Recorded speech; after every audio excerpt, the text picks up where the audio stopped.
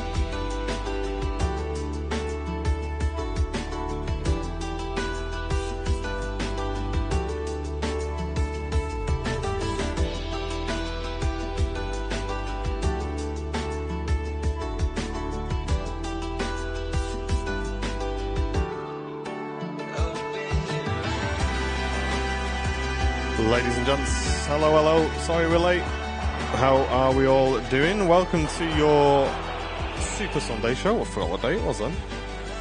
How are we all doing? Hope you're all well. We are live here from Manchester Airport. Sorry, we're just cleaning up the last few bits and bobs, but there we go, we're live. Just in time, A380 is currently on the way out. Sorry for the short delay, we had the wrong stream key. But quick fix, just quick restart. And here we are, in time. We are on reverse ops for today's show. Fingers crossed. It started off a little bit cool, but the sun's starting to come out, so no doubt it will warm up very, very quickly. Glorious. I've got me Rocket t-shirt on today. A quote that Andy said in the office, guys. Oh, you've got one as well. Live exclusive. So there we go.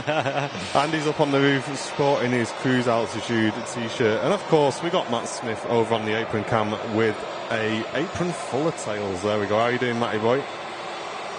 Morning, everyone. Morning, Martin. How are you doing, son? Getting a bit warm up there now? Yeah, man. Should have put my shorts on this morning, I'm thinking now. Oh, yeah. Yeah, I looked out, it was cloudy, and I had the shorts, and I didn't take them, and maybe me and you will be in the same position a bit, dude. Absolutely. But here we go, Emirates A380 on the taxi out to kick off today's show. Not a bad way to start the Super Sunday show, folks. Get some names in the chat, and we'll say hello to everyone in a moment. Yeah, great start to the show today. Live here in 4K. On the flagship Airliners Live show every Sunday morning. You look a little bit over for me there, Brownie, but you're the man, you decide. What do you mean, sorry? The sky is all blown out on my screen. Might just be my screen. Maybe. There we go. Yeah, that's it. There we go. There's the guy. That's the fix. Tell you what, guys, when you can start to spot that with your sunglasses on, you know you've been doing this a bit too long. There we go, taxiing past the RVP. Matt Cam's got a shot of it as well, looking great there. And this will be our first departure of the show, I'm asking myself. No, there's going to be an EasyJet first out to Alicante, but listen, second is close enough, right? Welcome in, everyone. Hope you're all doing well. A few VIPs to thank already, with Craig Naylor returning for 23 months of first-class membership. Good morning to you. Hope you're doing well. And Abigail Reynolds returning to crew seat membership. A huge membership. Thank you very much, Abigail. Really do appreciate that. And yes, lots of VIPs and lots of viewers saying hello in the chat. Welcoming everyone. Hope you're all having a great weekend so far. Enjoying the weather.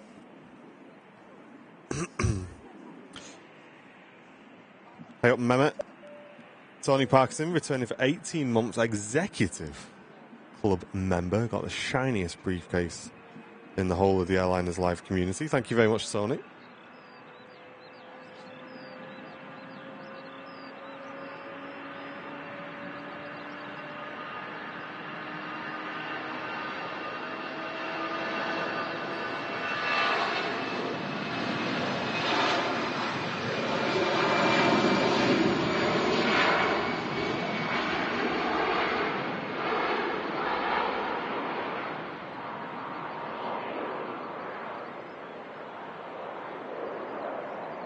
Cloudy here in Staffordshire, says Sandy. Yeah, it is cloudy here. It's just little breaks here and there. But yeah, I think when the sun does come through, it's going to be very, very hot. But welcome to everyone who's tuning in this morning. And thanks to those who tuned in yesterday as well for our sort of little bonus show from Barton.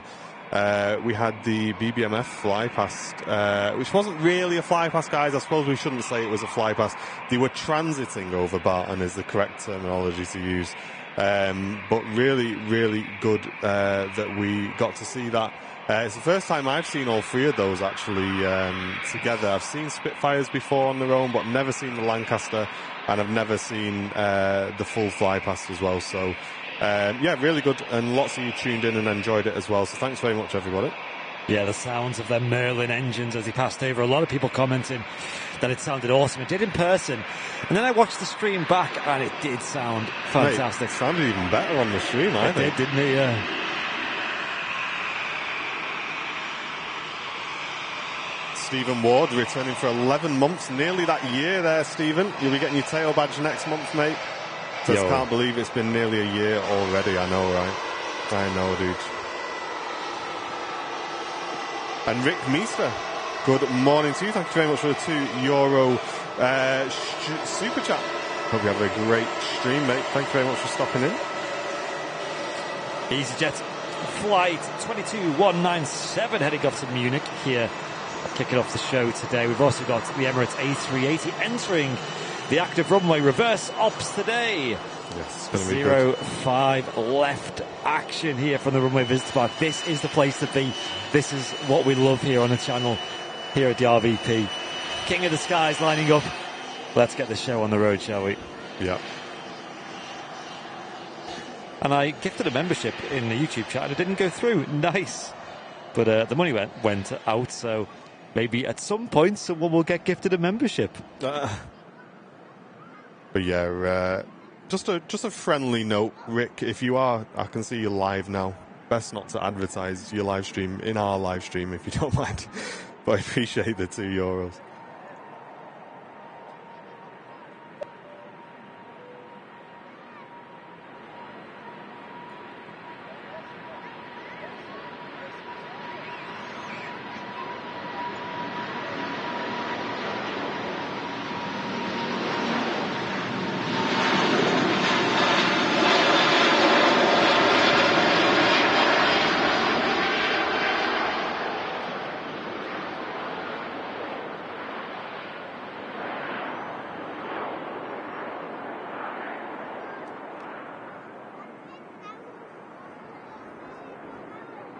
King of the Skies using a lot of runway there.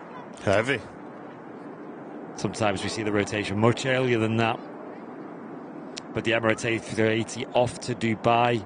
The 800 series, the only of the Airbus A380s that were ever produced. More info on that to come. And the passenger plane, obviously the last, jumbo jets that we really see here at Manchester Airport. Regularly, we see 3 of these per day. That's 6 movements total. And they are building more stands for the A380s at Terminal 2. So, fingers crossed, that means more jumbo action in the years to come.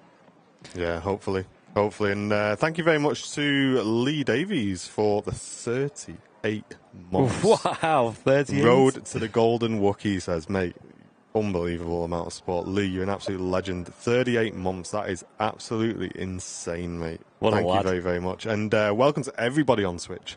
Twitch crew, come on, guys. You need to get some hype in the Twitch channel. Every week I look at Twitch, it makes me sad after the stream, guys. there's not many people in there, so we need to build up the Twitch crew. So I want to see loads of hype in the chat today, guys, and we'll be reading out all your messages as well. Tom and Anne, thank you very much for the 5 Airliners Live gifted memberships to the community. Really do appreciate that. Thank you very much for supporting the channel. Hope you're having a great time on your adventures as well. And we've got a British Airways shuttle service landing in from London Heathrow.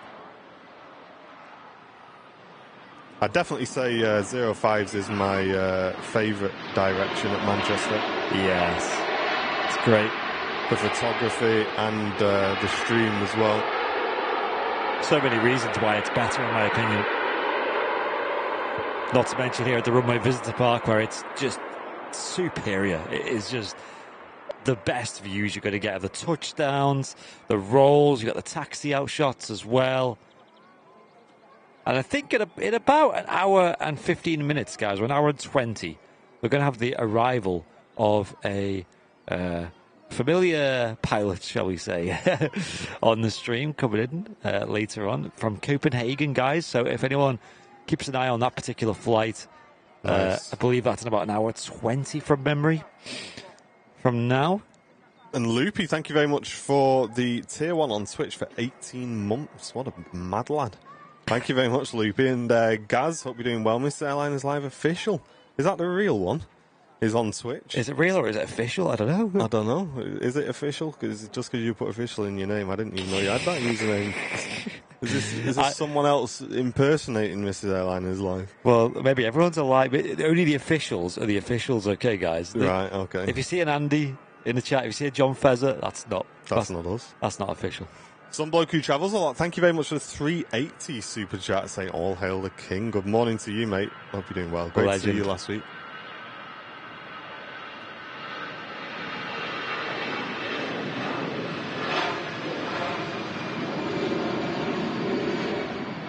EasyJet A320 with the sharklets attached to the end of the wings there. EasyJet, you see, obviously the two different types of wingtip designs from Airbus on their A320 fleet. You get the old fenced-style classic winglets on there, and you got the more newer upswept sharklet design, which is... well, sharklet is the name that Airbus used for that particular design. You'll never hear a sharklet being mentioned on like a Boeing aircraft, although they have an upswept design themselves that they use on a lot of the 737s and the 767.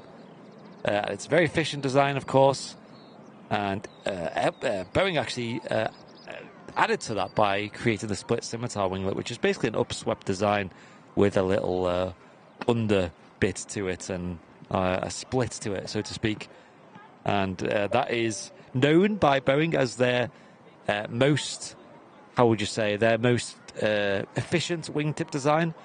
But I think on the modern composite wingtips, where you've got that kind of three-dimensional shape to them, you can create the wingtips without the need of wingtips. So you've got the Dreamliner and the 747-8 Intercontinental, and they have no winglets. Too many winglets for me in that. Too many winglets. There's winglets everywhere, guys. Welcome. Loads of people saying hello on Twitch. Awesome. Thanks, guys. It is real Mrs. Airlines Live, apparently. Not official. Pictures, though, it's not true. And we've got CJ Max saying, any update on the lanyards? Well, mate, wouldn't you like to know? Oh. Some say. Some say. It's arriving on Tuesday. Yeah, that's, guys, got something really cool coming on Tuesday. Just tell you that now. Yeah, so, definitely not landed. Yeah. But yeah, yes. And Matt Arcade on Twitch just reminding you, Andy, to not stand on the roof. What gave you that message? Who's got that memo? Where does that memo come from? Jason Evans, thank you very much for the 16 months of premium economy membership. Saying love your shows every week. The best aviation show. Thank you very much, Jason. Really appreciate that, dude. Oh, thank you, Jason. And Tom and Ann. Oh.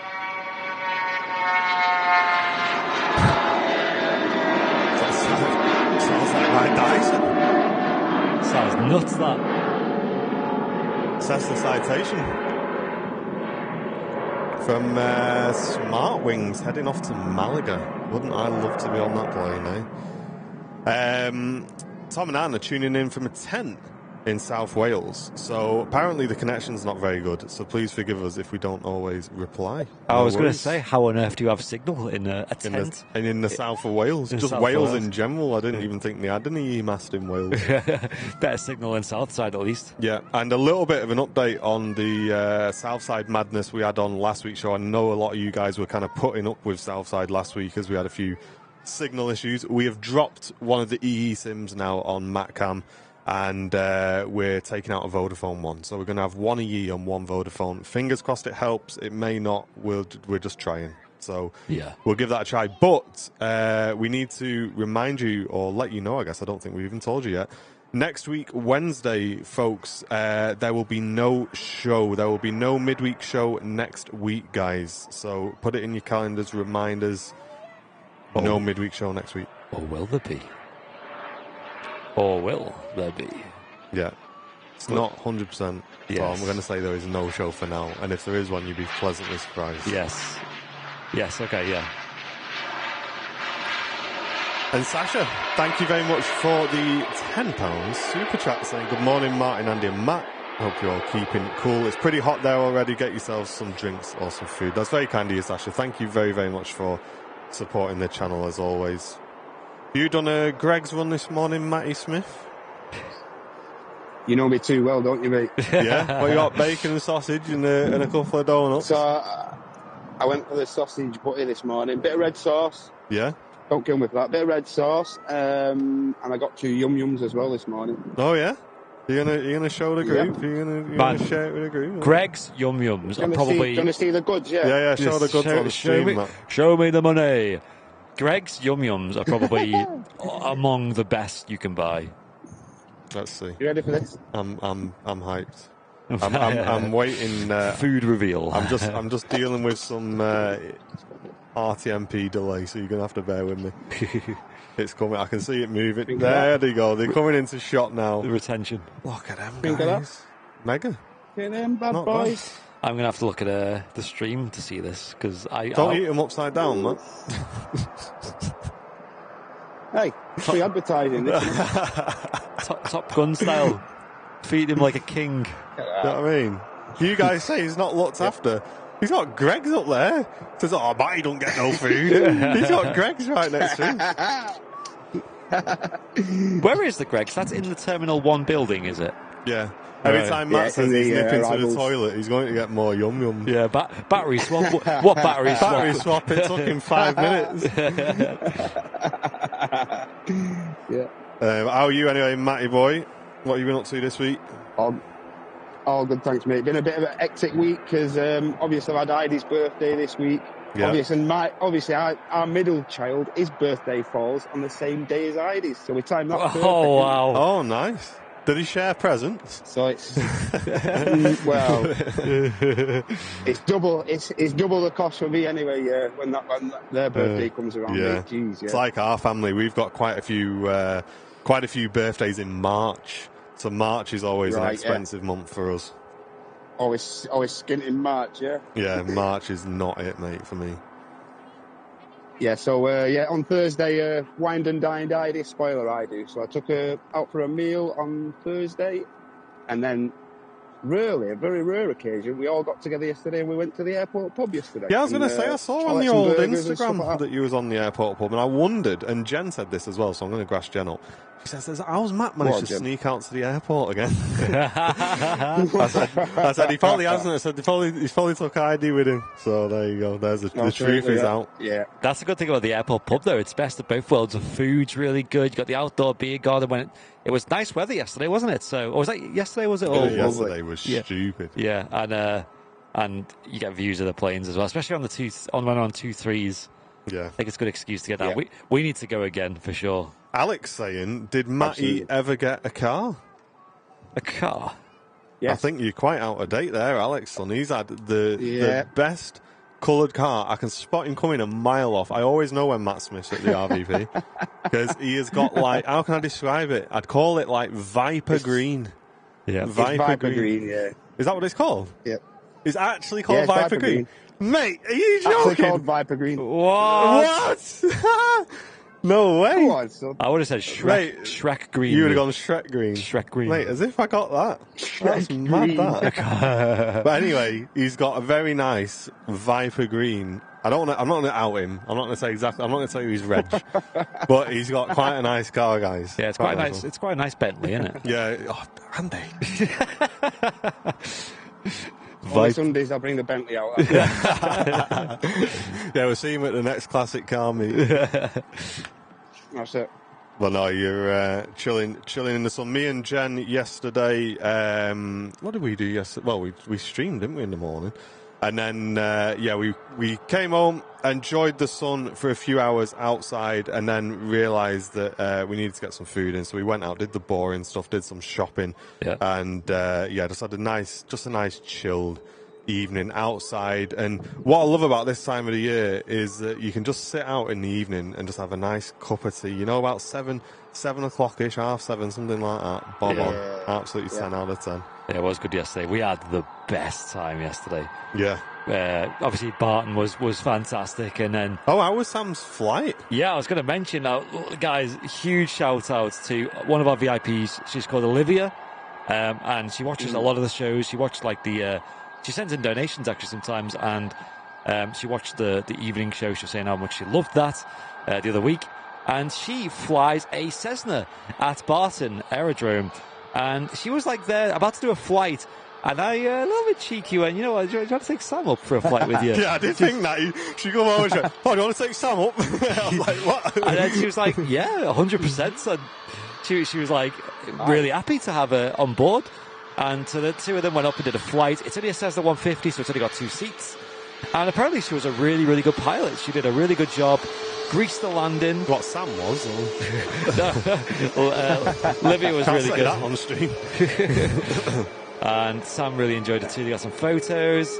Yeah, because I was looking on Flight Radar for him. Yeah. And by the time I'd got home and got stuff in, I guess they must have landed already. Yeah. Because I was going to see if they flew over the house, because we get quite a lot of Barton traffic over our house. Yeah. And I was going to try and grab a picture of them.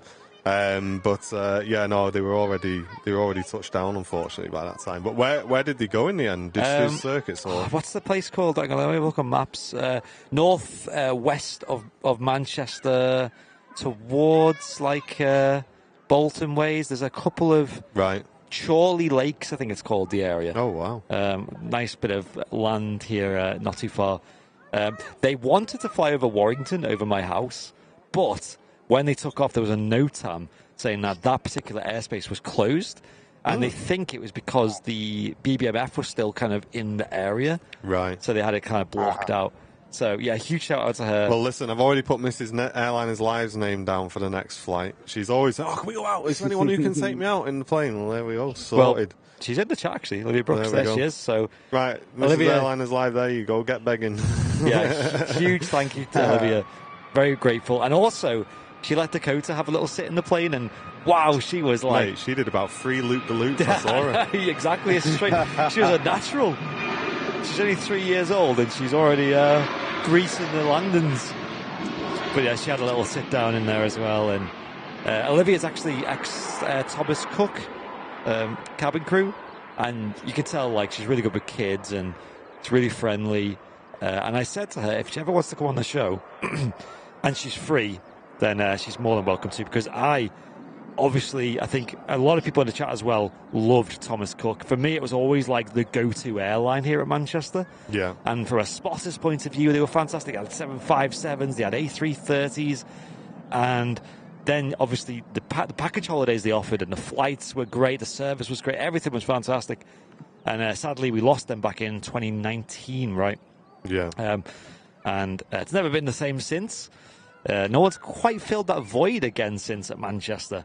And Olivia was telling me how she was actually working on a flight the night when it all happened, when it all ended as well. So was she? I find that mental because they didn't have any kind of like heads up. It was kind of the usual like hearsay, and they had inklings, and so I just, to me, that's really important history for Manchester because it's recent history and it's something that really affected the airport.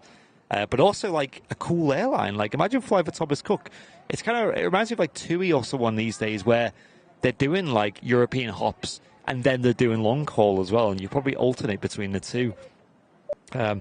So you'll be flying to like, I don't know, what did they do? They used to do like San Francisco and what did they do? Las Vegas, things like that. And obviously then they do things like I don't know, Turkey or Greece. I think the last flight I flew on them was Turkey, I think. Ronnie saying, look, Thomas Cook was the best company I've worked for. Really, Ronnie? That's awesome. And my dad's saying Dakota was really well behaved yesterday. Yes, shout out to Martin's dad, Graham, who got the biggest ice cream in the shop. Yes, and the floor really liked that ice cream. I was going to say, and so did her T-shirt by the looks of it as well. But she was funny. She when you were getting in the plane and everything like that, I stayed with her for a little bit, and I was a bit worried where she could see you two, you know, kind of like in the distance. Yeah. I thought she'd start crying, but she wasn't. She was just telling me about her ice cream. We were talking about the fire engine, just watching, and then her ice cream fell on the floor, and she didn't cry about that either. So 10 out of 10. I think she's maturing a lot now. She's the age of 3 now, and she's getting past that age where everything is like a traumatic experience. Like you drop a teddy bear on the floor and it's like the world's about to end. Yeah, you get back to that when you're about 30, 31. Yeah. You wake up 5 minutes too early at the end of the day. That's it. You're tired the rest of the day. She's still waking up very early though. Like I couldn't settle last night. I didn't sleep till probably about 3 or something. Jen was the same, you know. She was up till 2, so. And then Dakota woke me up at 6:30. So I'm a bit sleep deprived today, guys. Bear with, but get your sunnies on. No one will know. Just catch a quick 5 minutes. Exactly, we'll put Matt come on. Yeah. Flying Architect, thank you very much for the 26 months of jump seat membership. Saying I've got a PA28 booked 9 a.m. to 2 p.m. on the 8th of June. I'm going to come over to Barton. Happy to take Mrs. Airliners live out. There you go, Jen. You got another flight. You got Mrs. Airliners live just be flying all week. Mega nice, dude. Well, let us know a bit nearer the time so we can 8th of June. I'm trying to think when is the 8th of June? When are we away? That is a week after. That's a week on Tuesday. Oh, right, so we're back. Okay, excellent. Good. Give us a shout because if you're going to be in the office on that time as well, it'd be really good to see you, mate. And welcome to everyone tuning in on Twitch. We got Matt Arcade. I think I said hello to you earlier. CJ, Mac, Nathan, Boss, Jamonja, I guess, and Loopy and Russ. What day is that? Have a look in the chat. Whatever he said a second ago. My memory is not it. 8th of June. There you go. A lot of people in the chat putting positive experiences with Thomas Cook as well. The only one I see that was negative there was John Russell saying that he had a bad experience with the rude staff when telling him about my nut allergy. Well, that's not something you want a negative experience with, is it? No, you don't want to mess around with nut allergies, do you? But that's the only one really. For me personally, I flew probably about 5 times with them, 5 different holidays, and everyone was great. And once was with a 757, and I think that was my first ever 75 flight. Yeah, well, yesterday was absolutely mega. Like I say, we were super fortunate to be live from Barton yesterday for the flyover, the transit, not the flypast, the transit of the BBMF flight as it headed over to Cheshire, I believe. Yeah, it's great to see those. That kind of explained, because I did wonder, guys, and I'll be honest with you guys, I was slightly disappointed yesterday with how far apart the aircraft were. I thought I was going to get a nice picture with all 3 of them in. Yeah. The reason we didn't is because they were transiting over Barton, not doing like a set fly pass. So that's the reason why. But listen, we actually got to catch it, and it's the first time I've seen it. Really enjoyed it, and they sounded great as well. So if you guys have seen them, let us know. There is a chance they may fly over Manchester on the way to an event in Stockport today, so we'll keep an eye open for that as well. But with regards to seeing an aircraft for the first time, guys, What was the first time, or the most memorable first time seeing an aircraft for you guys was? Let us know in the chat. What did you see that you thought, I've not seen that before, absolutely mega? And if anyone says Concorde, I'm going to be really jealous. KLM 737-900 series touching down. Dutch Pride from Amsterdam Schiphol Airport. Grease in the runway. Find out the landings could be really smooth on days like today when they're using a 05 direction. Both runways. Bring back Britannia Airways, says Grant. Not bad livery, mate. Not bad livery. Yeah, they looked great. They looked great. Bleed Aviation Monarch was a great airline as well. I've heard really good things about Monarch. I only ever flew on them once, like one flight, and I just remember it being good, so I can't remember anything too specific about it. For me, also price plays a big role as well, and destinations, and like that's something that I think Jet2 have really got right these days. You can fly Jet2 for so cheap, and the aircraft they offer as well, although it's a massive fleet of 737s, but also a lot of other planes as well these days, that I think they've really got it right, Jet2, in my opinion. They've done a really good job. Yeah, and at least we're seeing a huge amount of them here at Manchester as well, which is awesome. Yeah, now with the advent of the Neos as well, it adds a nice bit of variety to the Jet2 fleet, on top of the leased aircraft and obviously the beautiful 757s. Moonburbs on Twitch saying, I saw Concorde landing at Leeds. It was so loud that it set car alarms off in the car park. Yes. That'd be crazy, wouldn't it? Be absolutely crazy, that.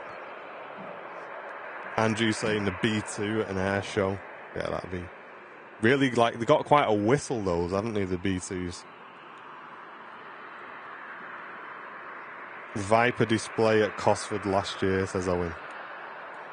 And the Vulcan, the Vulcan was great to catch. I was living in Media City, and they did. There was a bit of an air show on at Barton. I think it was the last time they did it, and I could see it from my balcony in Media City. So I was just zooming right in, and they had the Vulcan, which did like a flyover, and then it did some circuits, which was absolutely crazy.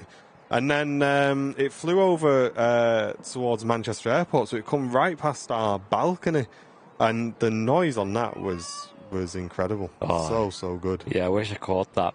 I wish I was one of the lucky people who caught the engine tests, at Doncaster. Yeah. Because that only happened fairly recently in the grand scheme of things, and I don't know what the situation with that was. I've not been following. If anyone knows in the chat, because last I heard, I thought they were going to be dismantling that Vulcan.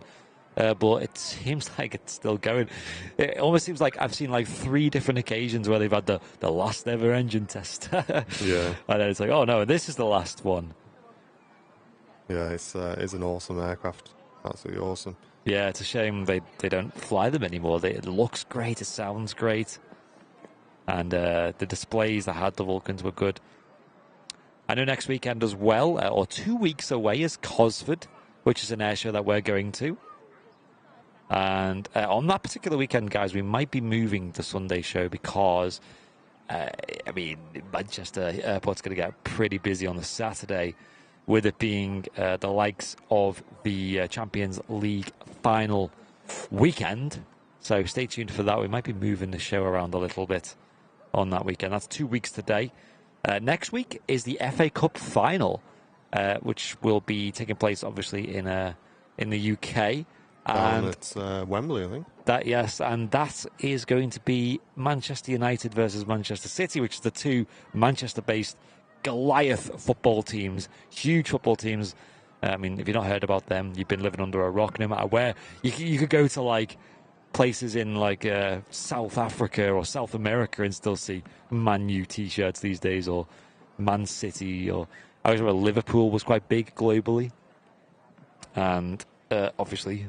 We're in Manchester, so I can imagine a lot of movements coming up for that too. Yeah, so there's a bit of a swapping and changing for the next couple of weeks, guys. We will put it all out in the social media post for you so that you can stay up to date. But the quick rundown of it is no midweek show, potentially, this week coming, and a bonus show on Saturday this week coming from Barton, bringing you all of the movements, and there's a fly-in as well, and there's going to be quite a bit of helicopter action, we've been told, taking people down to the game in Wembley. So a bonus stream on the Saturday, normal stream on the Sunday, and then the following week we're going to be doing Saturday instead of Sunday.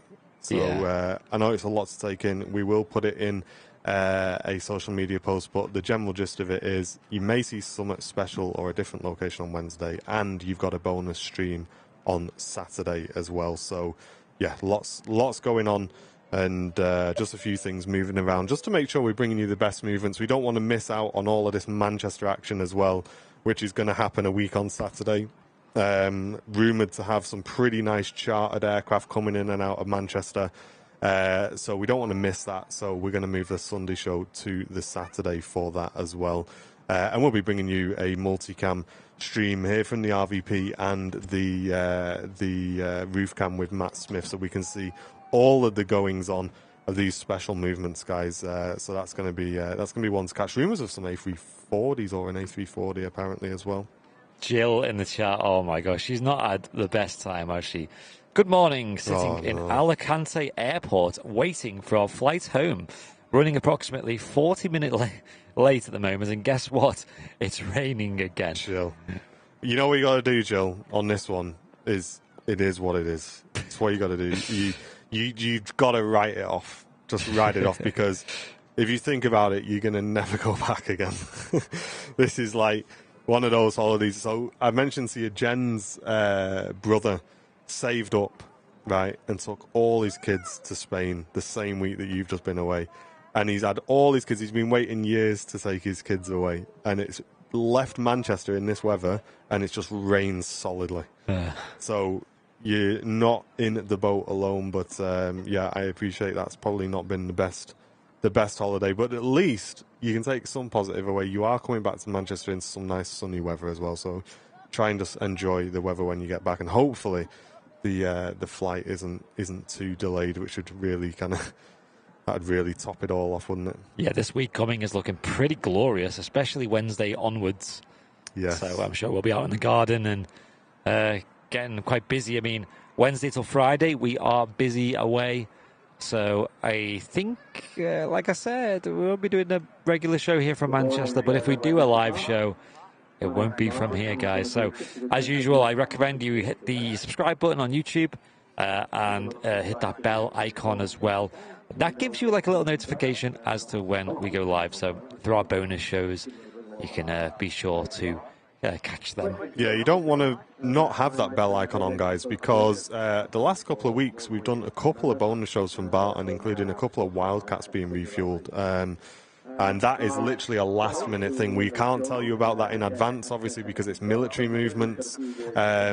So all you need to do is just keep your eye on our page or have the bell icon on, because you don't want to miss that.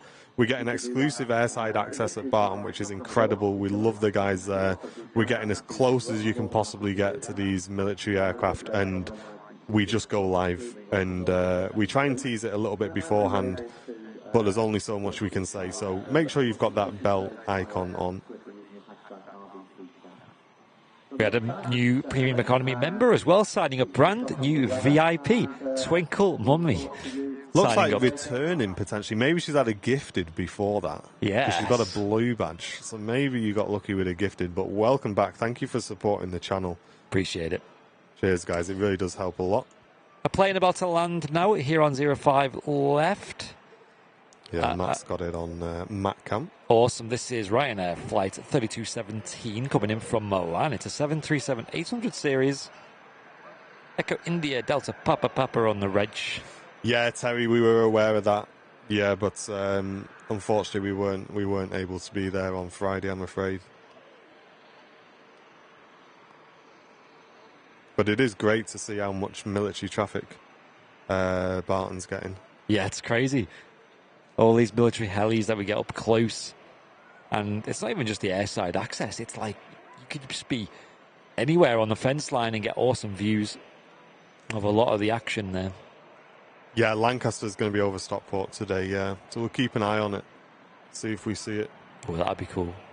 We are facing south.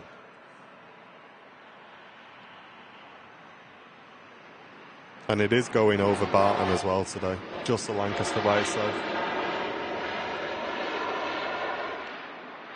That would be really cool to catch that on the live stream today. Right now arriving in from Milan, left 1 hour 50 minutes ago.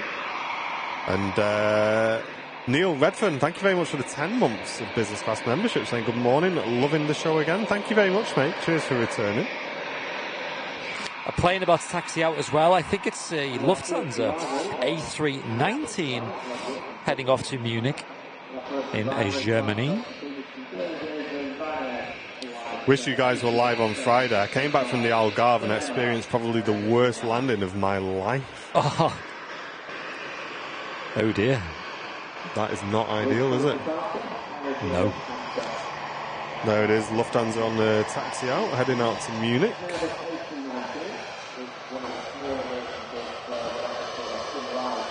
And Ray K, thank you very much for the 8 months of business class membership, saying thank you, Tom and Anne, again for my membership. Hello to you guys and the awesome mods. Welcome in. I can see an Airliners Live sticker on that bag in front of us there.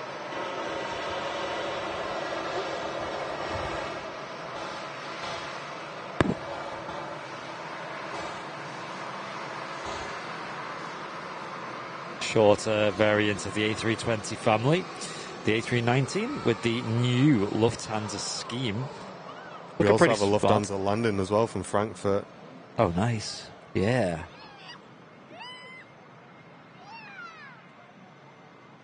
Much longer variant, the A321. 2 for the price of 1 there, guys. Gillian Kelly, good morning to you. Welcome in. Hope you're well.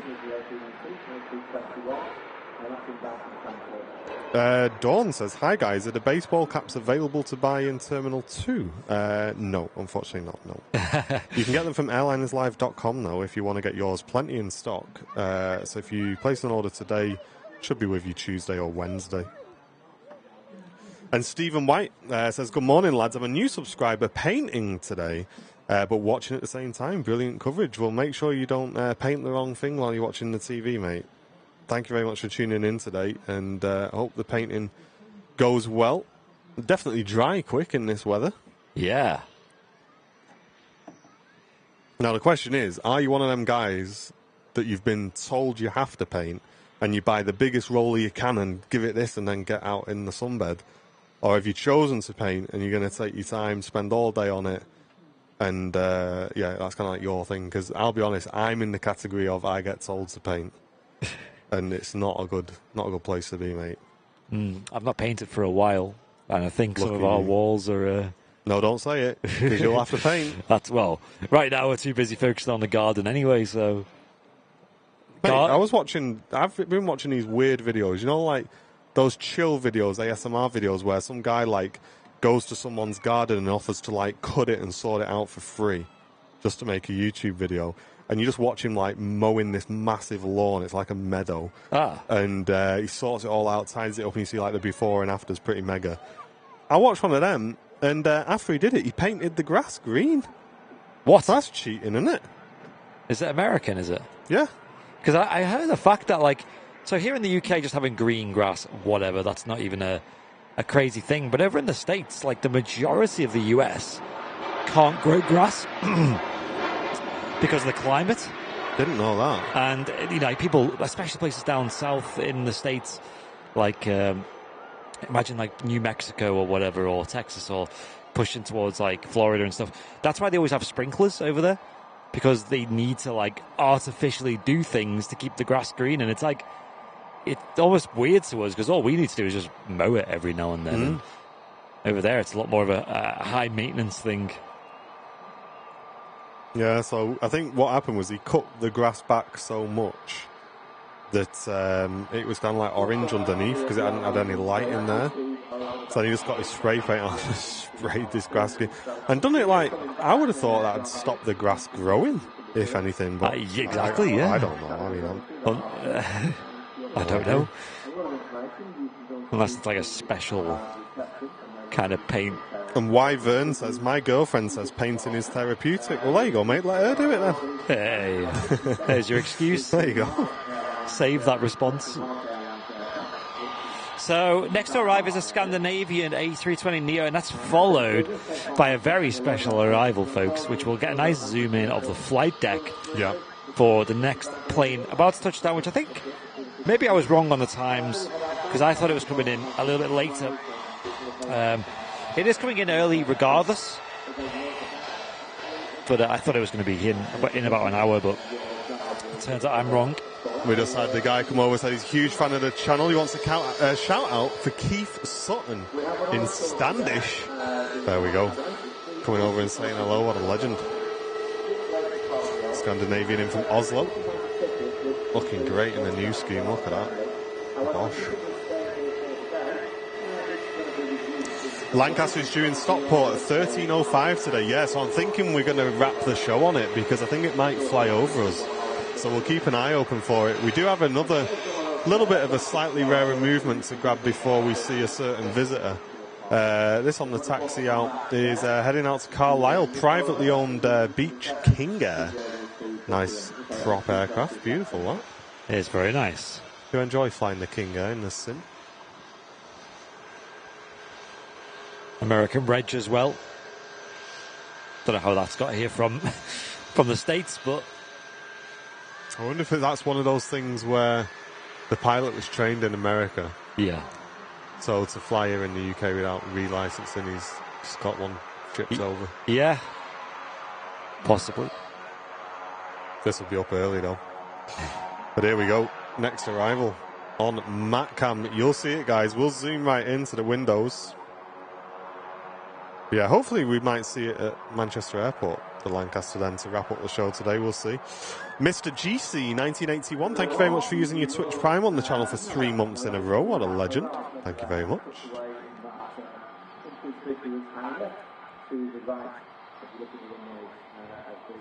Here we go, about to touch down on 05 left. I want to see ratings out of 10, guys, for this landing. Yes.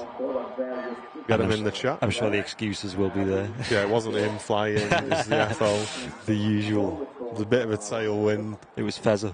There we go, ratings out of 10, guys. Special arrival, you all know who it'll be. We can't tell you, though. 20 minutes at £6 per person, and you get to see this kind of really rich and famous YouTube stuff. That gets you down to another quick set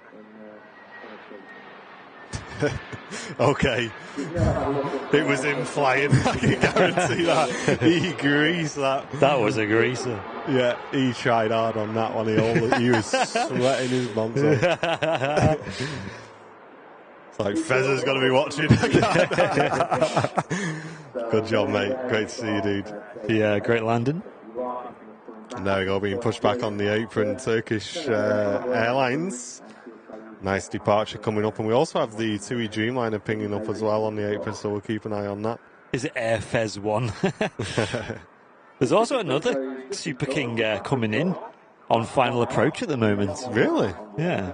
From London Biggin Hill.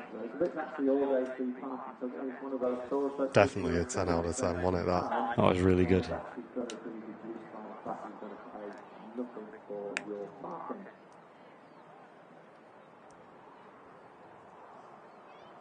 Just for the camera, exactly. Poser. Instant replay, right? Yeah. If you're enjoying the show, guys, smash that like button for us. We'd really appreciate it. And Falco, thank you very much for the 20 bits, dude, on Twitch, supporting the Twitch crew. Thank you, mate. Really does help, guys. If you can help us out on Twitch, check those primes, check those bits. Or give some subs if you want to help us hit our goal. We'd really appreciate it.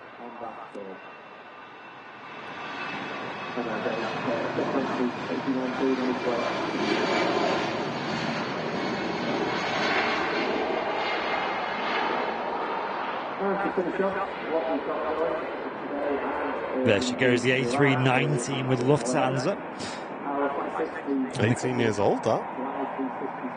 And the King Air should be next to arrive. They might have time to get another aircraft out, although it doesn't look like they're going to. Oh, no, they haven't. No, they're holding, waiting for it. This next King Air is coming in from London. Alto Airspace on the reg, black and red scheme. Just so you know, there's a minimum height of 1.2 metres and all over. So again, place to have a look at that. Yeah, the Lancaster's pretty busy these days. There it is, the EasyJet, greasing it as the aircraft taxis in from Copenhagen. Tango X-ray on the reg there. We'll quickly grab this arrival of the Super King Air. It is just a very same possibility today. 14:05, the fact that different flights are due in Stockport to make a license. Stockport, of course, as you know, the geography of the airport is, you're looking at towards the runway. It's pretty much direct on Frankfurt down the runway. Smooth. So in onto the runway. There you go. EasyJet taxiing in Terminal 1. And the next arrival will be the rather nice looking Pegasus A321 Neo coming in from Istanbul. There we have on Matt Cam push back the TUI Dreamliner as Cap'n gifts 2 subs in the Twitch channel. Thank you, dude, helping us towards our goal. We have fell off on Twitch, so you're certainly helping us out a lot. Thank you very much, dude. Supporting us there with the 2 gifted subs. That's gone to Paddy and Boosted Gold Rush receiving gifted subs there. Thank you, Captain. Appreciate it, mate. Cheers. And Joanna, thank you for the 15 months of business class saying happy Sunday. Currently saving up for the TAS fair in 8 weeks. You know why. Yeah, if you let me know the hoodie size in advance, I'll make sure I've got about 19 in stock for you. There you go. Flemo putting in the chat, just 54 days till the summer TAS memorabilia fair. Stop it, Flemo. Stop it. I don't want a daily update reminder of how much we've got to do in the next 50 days. Because you know, we've not just got the Airliners Live stuff to do, we've got Project Net stuff to do as well in time for the TAS fair. And that's a little hint to you guys when you may start to hear things about Project Net. We want to have it available, or at least some of it available to show you at the TAS fair, guys. So there we go. Yeah, it's a big project. And to be clear, it is slightly, it's not an Airliners Live specific thing. It's like a side project that Airliners Live is heavily involved in. So it's not an Airliner Live specific thing. Yeah, you guys are going to love it. But yeah, I can guarantee you're going to love it. And it's going to allow you to do a bit more while you're watching the shows as well. But listen, I'm going to shut up because I'm going to say something by accident here. And Zach is going to tell me off. But there we go. Aer Lingus A330 has also been pushed back, looking absolutely beautiful. Couple of heavy departures coming up as Cap'n also returns to Premium Economy on YouTube. Thank you very, very much, dude. What a legend. Gifting subs on Twitch and hopping over to YouTube as well. What a guy. Hey, you got Red Tail badge on YouTube as well. No messing around. 13 months as well. Legend. Thank you very much, mate. Yeah, really appreciate it.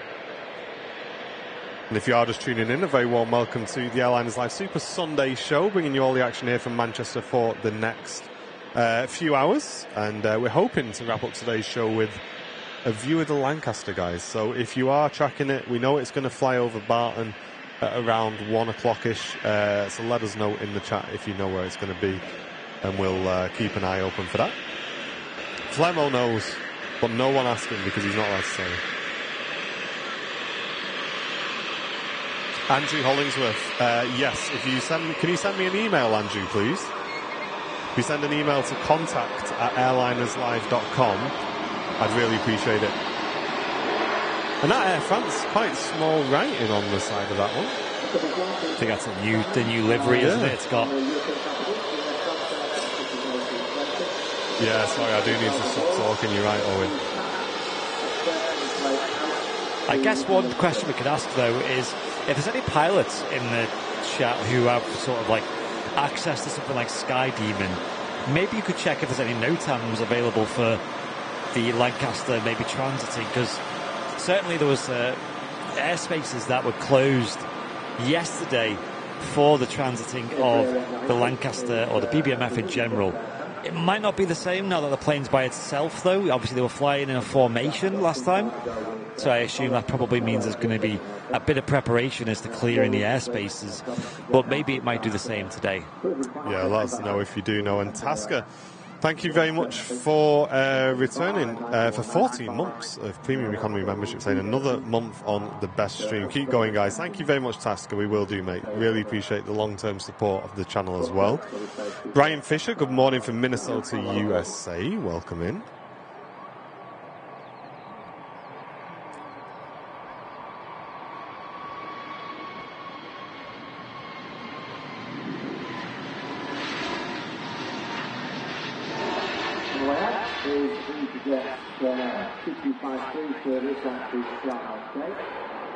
It's a Neo A320 on one of the longest flights that EasyJet operates, is off to Egypt.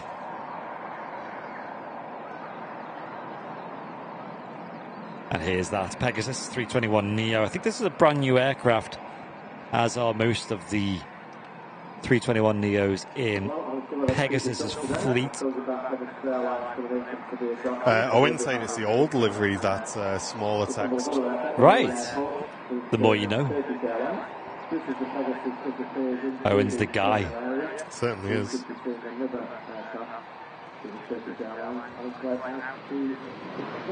And the Ryanair in from Budapest. And Paul Brooks, thank you very much, dude, for gifting 5.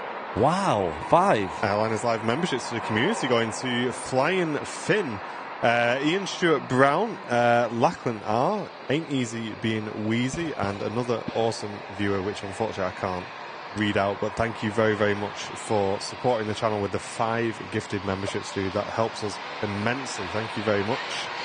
And another awesome bit of support coming in for Susie with a 19.99. Thank you so much, Susie.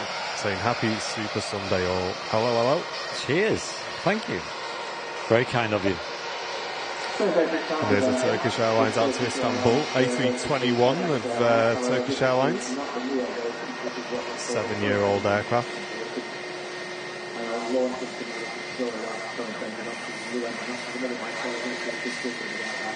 Yeah, Mach 1, I believe it's also overflying Barton again today. So hopefully it'll overfly Barton and then make the left-hand turn and come towards us. We'll see. Jess Parr, brand new Premium Economy VIP. Thank you so much, Jess. Welcome into VIP. Really appreciate that. Let's get some welcome-ins for Jess, brand new member.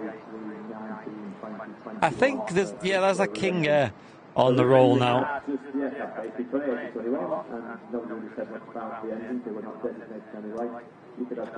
Radar says this is going up north to Carlisle. Then we have the decision to the Gears up. Wonder how long that'll take. Not too long, probably. It's just north of the lakes, isn't it? Yeah, it's about, I mean, you could probably get there in about 2 hours from here, really. Yeah. Driving. Probably a fair bit quicker in that thing. It's usually a lot quicker to be in the air. Carlisle, usually when I used to drive to like Edinburgh and stuff, Carlisle was always like a nice stopping point for that drive, because it's kind of like halfway in terms of duration.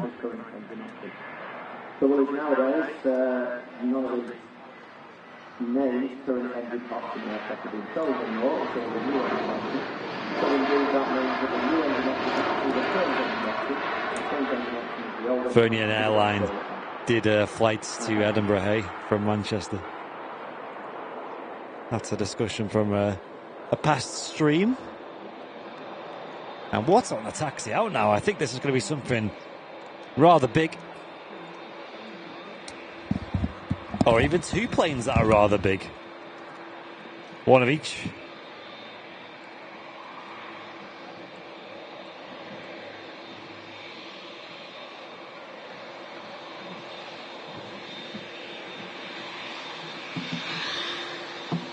First of all, TUI Dreamliner 787-8, India Echo on the registration of this plane heading off to Montego Bay in Jamaica. Gorgeous looking Dreamliner, shortest variant, of course, of the Boeing 787s. But a great airline to fly with and a beautiful plane to fly on. Still yet to fly on the Dreamliners personally. I did put a post on the YouTube feed about that and got some photos of one of the pilots, John, who flies for TUI on the Dreamliners, and I got a photo of him on the active runway 23 left the other evening, and it was a beautiful golden sky behind as they flew down to Tenerife South, which that sounds like probably one of the best planes you can fly on to Tenerife from Manchester from a passenger comfort point of view. Probably up there with the 75s.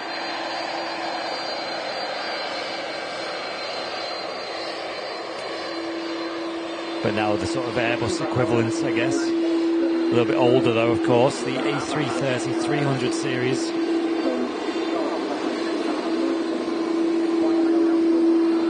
Heading off to sunny Florida. The Sunshine State, it's known as.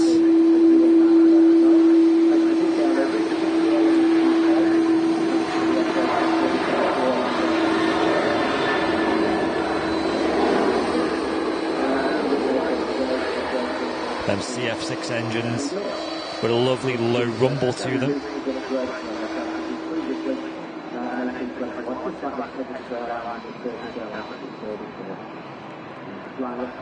And the Watermelon Airlines, Embraer 190, looks like, heading back to Lisbon in Portugal.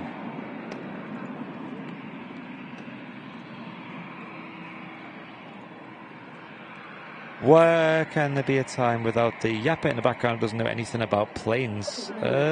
Which one, Laura? What are you talking about? Got a bit of support coming in on the chat as well. I'll catch up with that shortly.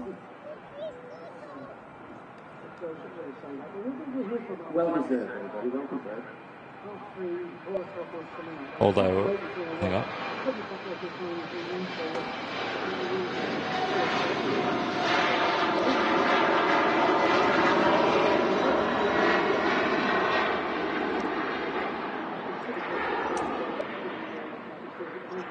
There goes the Embraer, heading back to Lisbon.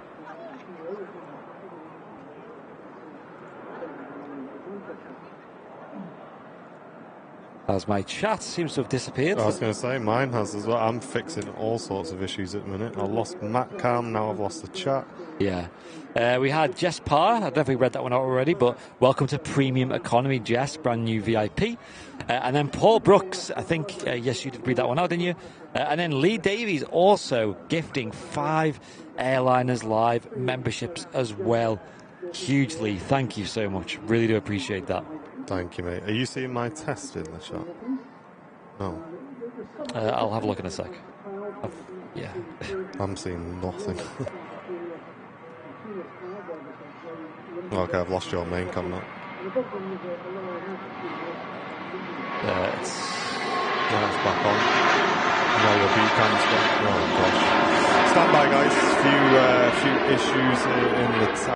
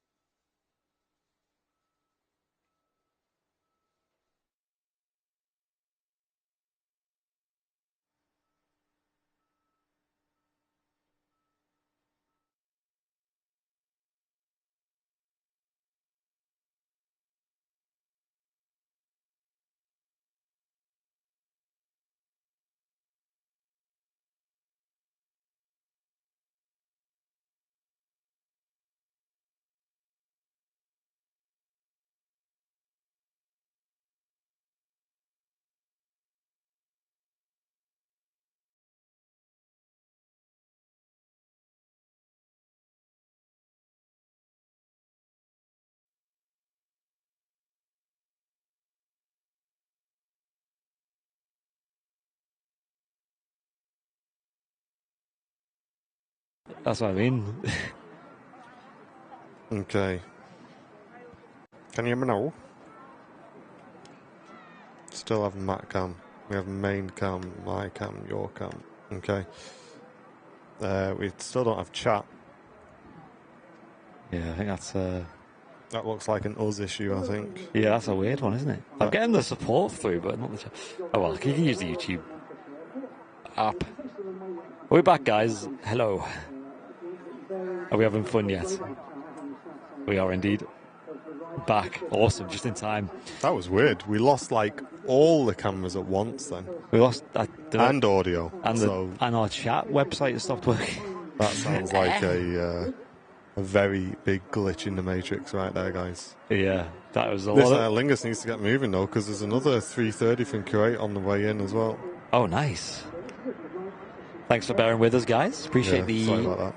the patience.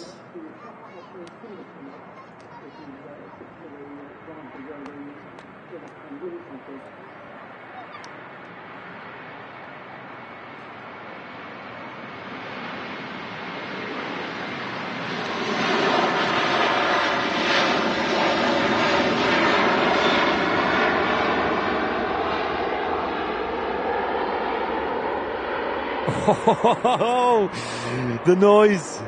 That was great. Yo. I'm glad we caught that, guys. How was that? The Aer Lingus off to Orlando, Florida. Thundering out of Manchester Airport.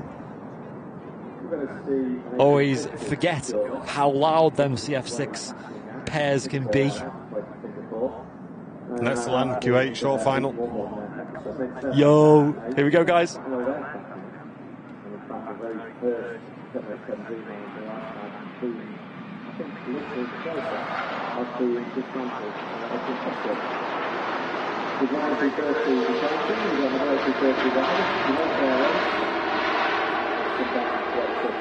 Great stuff. Another A330 movement. Kuwait Airways 200 series in the retro scheme. An airline actually previously only committed the A320 Neos to Manchester Airport route and then had to upgrade to the 330-200 series. We were talking about this in a mod chat the other day because in the coming weeks we're going to have the start of Egypt Air at Manchester, and they are going to be operating the 737-800 series to Cairo multiple times per week. We will be catching on some of our shows, I believe. I think Sunday is one of them. So it's a nice addition, but it's only a narrow-body aircraft, and it did remind me of the same kind of path that Q8 have taken because, like I said, when Q8 started, they just had the A320 Neo, and it seems like a pattern at Manchester Airport where these longer flight, or these certainly these flag carriers and things, they start with smaller planes and end up gradually increasing the size as the capacity grows. So although Egypt Air haven't announced that they'll be operating any heavy aircraft or wide bodies in general, it is possible we'll see that in the future. I mean, I think they have A330-300 series in their fleet, as well as 777s as well. Now, I think the problem there would be the jump would be quite big because with Q8, for example, they have the 200 series A330, which is much, well, it's a fair bit smaller than the 300 series. So I think to jump from a 320 Neo to that is not such a big jump. So hopefully that happens in the future, for Egypt Air, but I'm super excited to see them start up. Egypt, in Cairo in particular, has been on my bucket list for a long time because probably the biggest wonder of the world I've always wanted to see is the pyramids. And now with Egypt Air starting a direct service from Manchester to Cairo, it means that journey is possible without a connection. But we do love this Q8 A330. It's in like a retro scheme, which is the standard livery for the A330-200. But they also sometimes, you guys may have seen it if you're lucky, fly the A330 Neo to Manchester, which I believe they use the 800 series for that. And they do a direct service, again, Kuwait City to Manchester on the 330 Neo.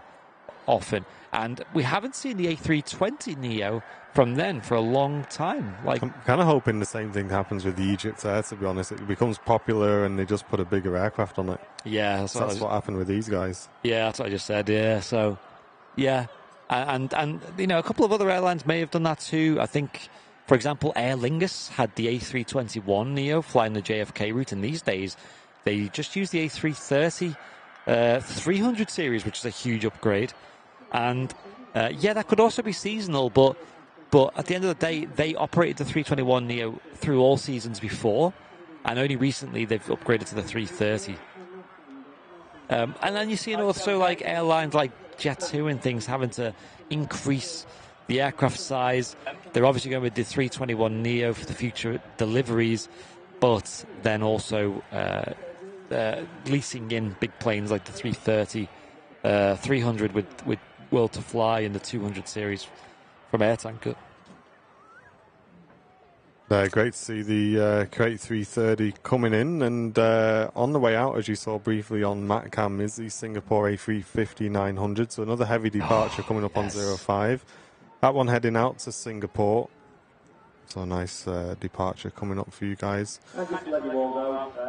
Super heavy departure as well. No worries, Lee. No need to give a reason as to why your membership ran out or anything like that. There's it's all fun here, all good. Yeah, just enjoy the show, mate. That's all that matters. Get involved in the chat.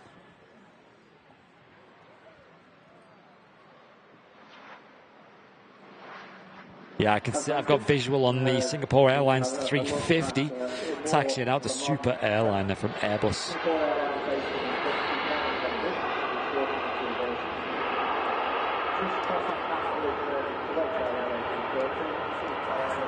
And Pumpkin Cakes on Twitch, thank you very much for the tier 1 sub. Really appreciate that. Thank you very much for helping us out today. Really appreciate that. And sorry if we do miss anything, guys. Our chats have been a bit strange today. But we do appreciate all the support that comes in. It does help the channel a lot. So thank you very much, everybody. And see you, Flemo. Thanks for tuning in. And Pumpkin saying, it's odd, but this channel is relaxing to me. I'm glad I found it. Well, thank you very much for tuning in. Yes, I don't think you're the only one who just enjoys watching the movements. There's plenty of people here at the RVP doing the same. But which one do we pick? We got the Singapore on main cam. I'll picture-in-picture the view Matt Cam's got of the Q8 330. There it is. Look at that.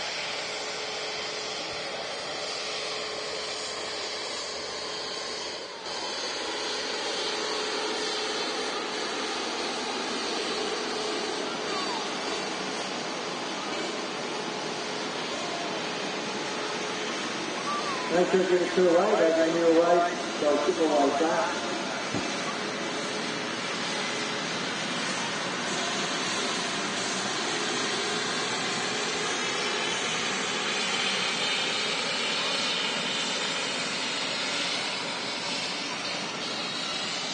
Mega. Great sound as well. And there we go. We'll switch to MatCam for a second, guys, to bring you this Q8 coming on to stand. Great.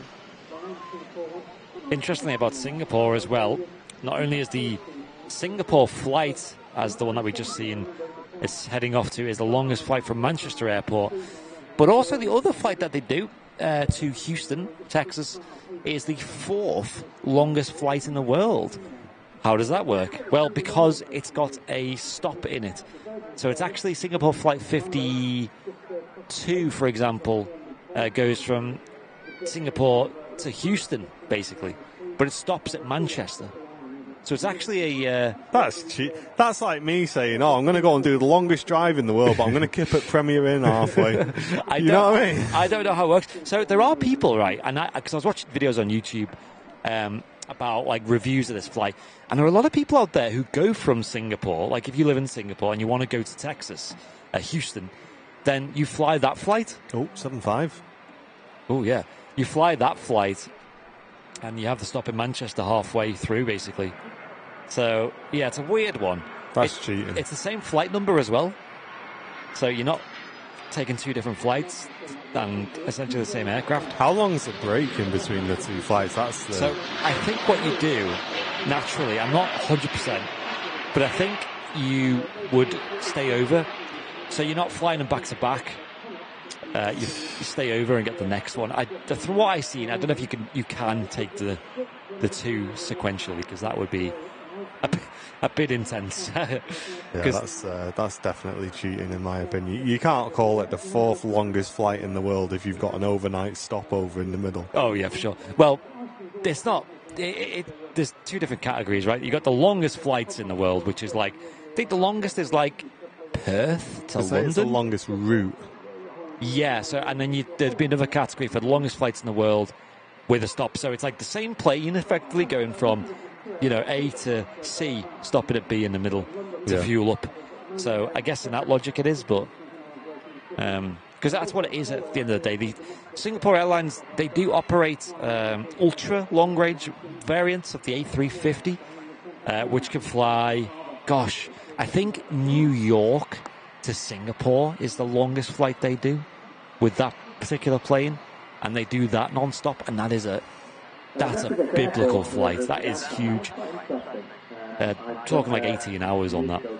Give that a rest. So, but for the 900 series regular A350s, like what we see here at Manchester, they are not ultra long range. They are just fitted with the standard fuel tank configuration that can fly from like Manchester to Singapore.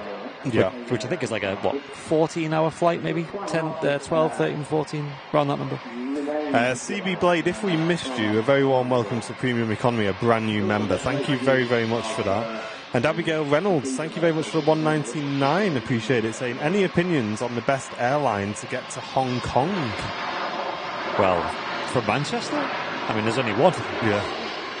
You can connect and things if you wanted to fly like Qatar or someone, or Etihad or Emirates, but direct, you're kind of stuck with Cathay Pacific. I don't think it's a bad one to be stuck with. Yeah, you'll be from on what I've heard anyway. The A350, you might even be lucky and be on the 1000 series. Yeah, they were operating that really regularly. I feel like I never see it anymore. Yeah, they operate on different days to when we stream. So I think Tuesday and Thursday, for example. We'll talk a little bit later about Winglets and the various parts and what they do.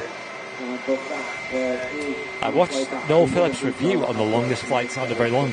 I guess would that have been like Australia to the UK, or would it have been different at that time? Here we go, Singapore Airlines longest flight from Manchester, though not quite all the way to the Australias, but this is to Singapore on the beautiful A350. And I think we've been a foreign customer for decades and decades. I've just announced that they have actually ordered the A321 XLR to replace their Boeing 757 as well as to increase fleet numbers. So I think they're having moved over to Airbus and they're next order.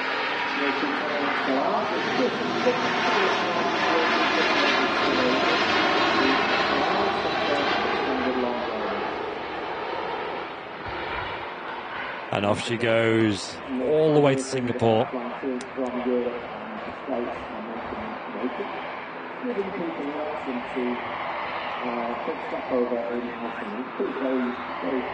Lovely wide-body departure, and that is sporting the Rolls-Royce Trent XWB engines as well.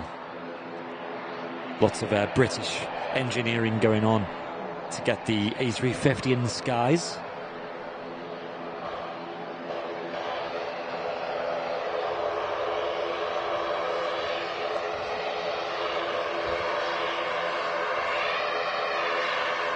And Wayne, welcome back. 16 months of membership on the channel. Thank you, dude. Saying, I got back to Lanzarote on Wednesday on the Jet 2 on the new Neo. And I'm nicknaming it the butt breaker because it's really uncomfortable. Really. I mean, that's probably just Jet 2 in general, right? Yeah, you've said that before, haven't you, about their seats? Yeah.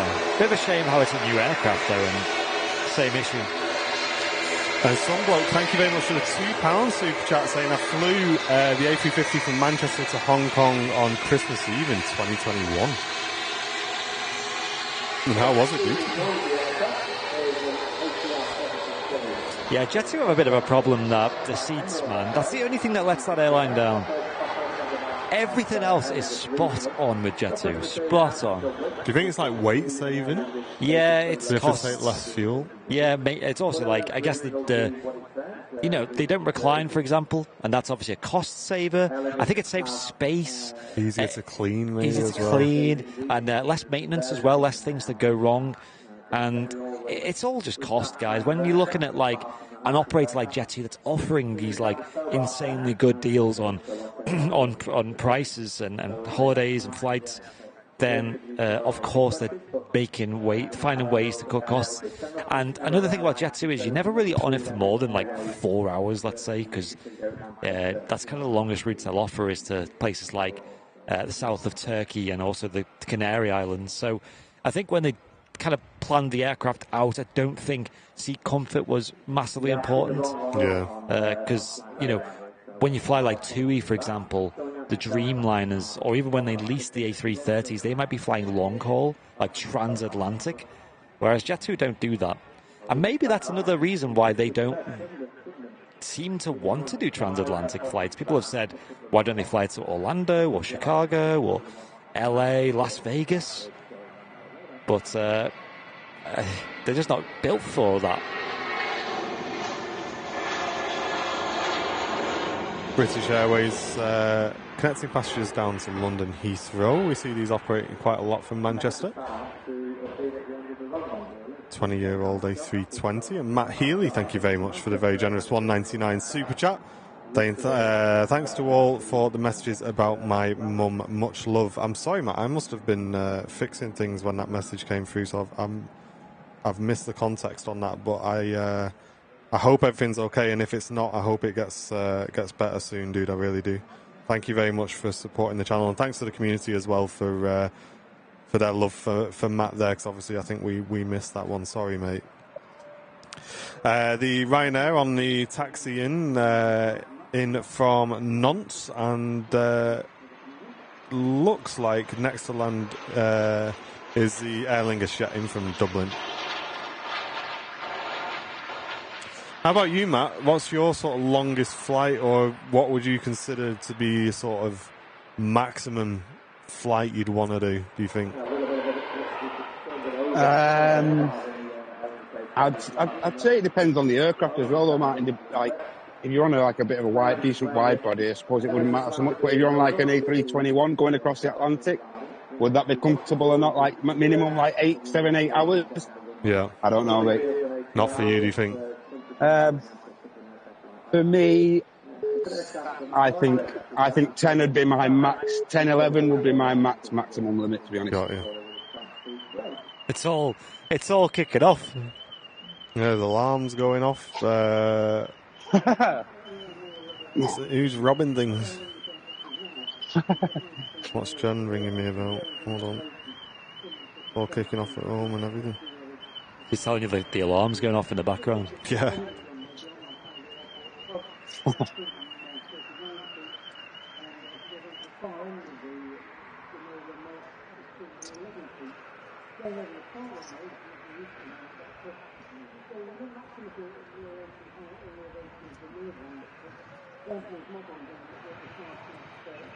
I also just seen that David Ashworth continuing his membership for 10 months. Thank you, mate. Business class as well. Thank you, David. Oh, another Aer Lingus ATR departing here as well. Good to catch. Saying in the caravan with the wife. Now I'm hogging the TV to tune in. Nice. Eyes to the right, Andy, because the Virgin Atlantic A350 is on MatCam at the moment, on the way in. Amazing. I've not been in a caravan for a long time now. I always remember like the little plasma TVs that you'd get whenever I used to go. Matt, I'm sorry to hear that, mate. Really sorry to hear that, dude. Whole community's with you, Matty boy. And I hope the streams give you a little bit of distraction from that. Sorry, mate. Yeah, sorry to hear that.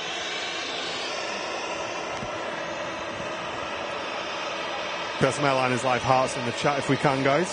Fill the chat with some hearts there for community member Matt. Yeah. As the Virgin Atlantic A350 1000 arrives in from Orlando. Flight of 7 hours 45 minutes. Wouldn't mind to go on that, Matty, would you? Love a go at that, mate. In the flight deck. Jump seat. Gorgeous. Well done on the landing as well. Yeah, Matt Kingu Healy, claim to fame. Yes. Here on the channel.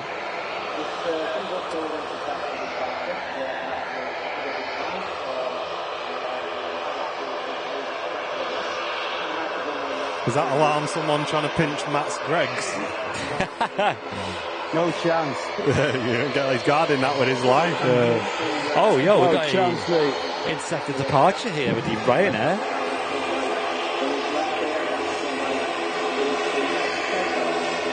Morning, Laurie.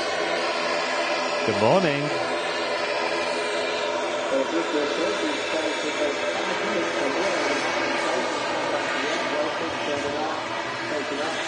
Heading off to Nantes in France. The Ryanair 737-800. It's going to initiate the takeoff roll right in front of us.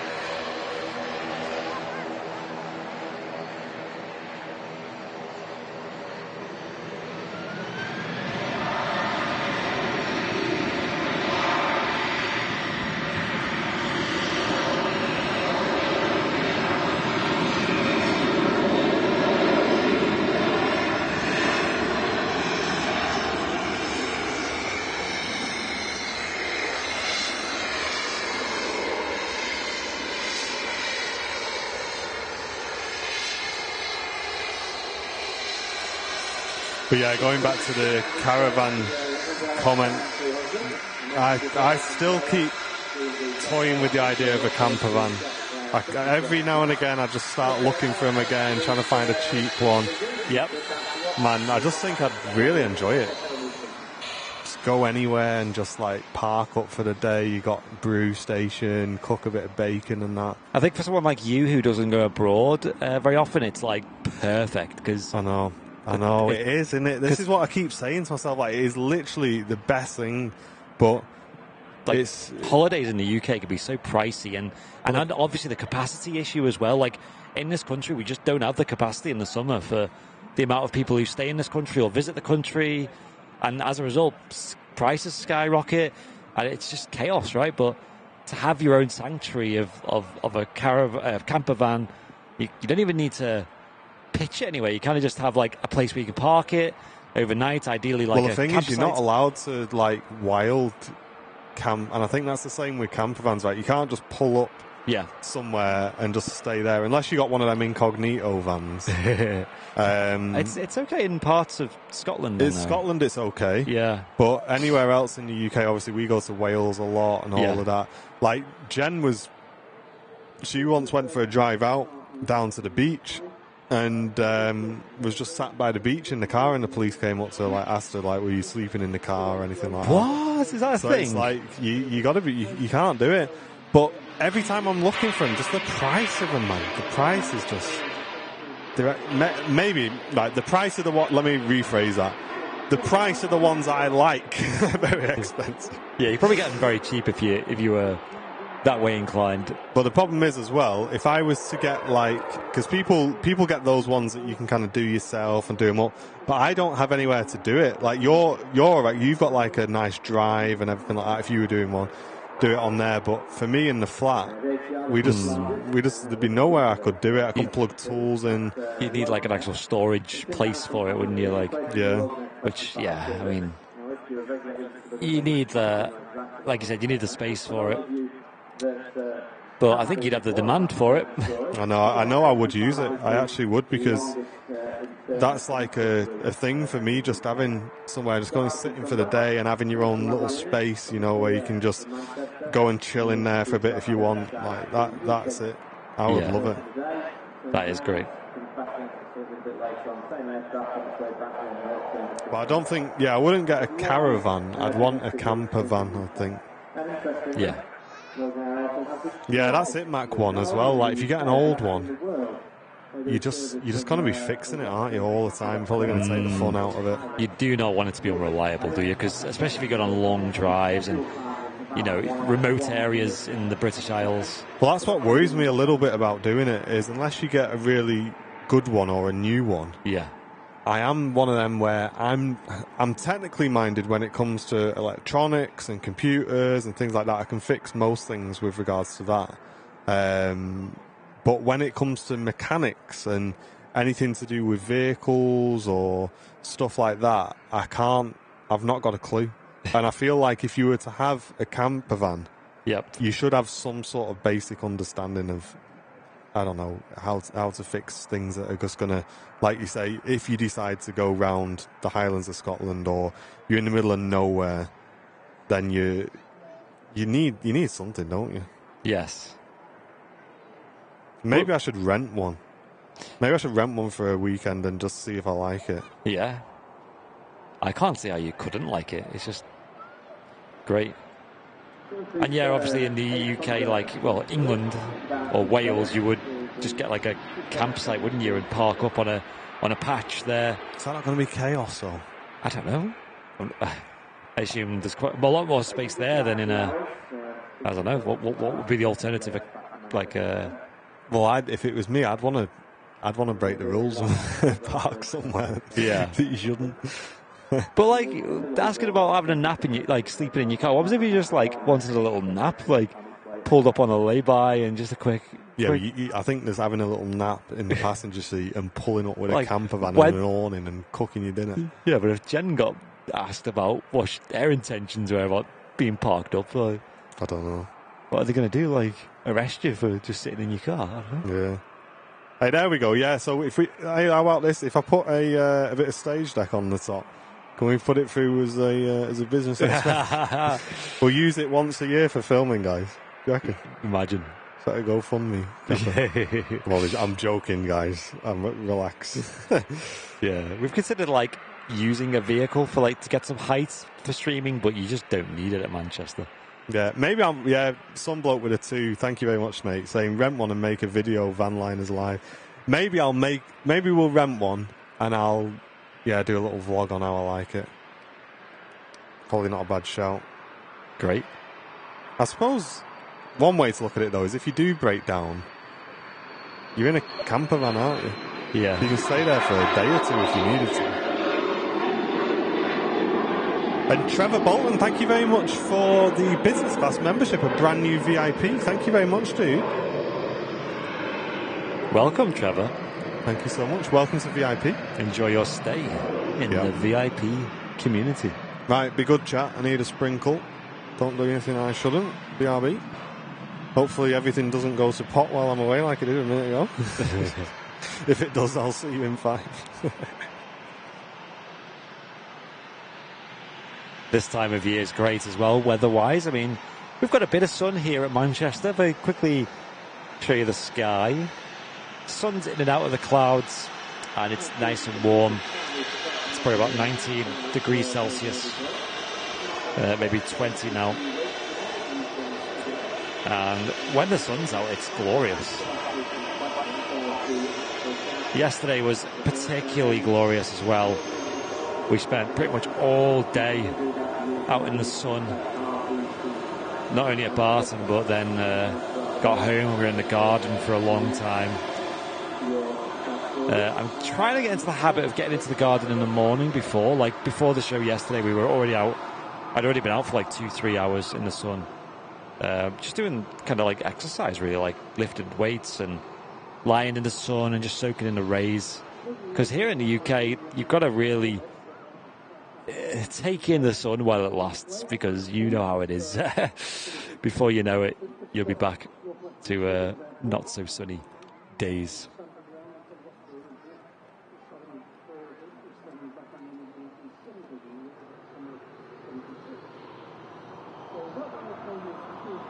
Yeah, safe flight, Jill. Are you boarding now? Are you on your way yet?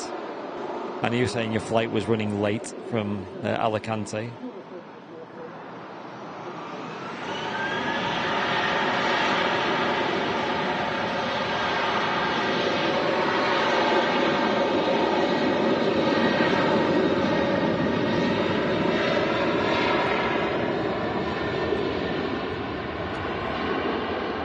Tell them to get a hurry on so you can arrive during the Super Sunday show.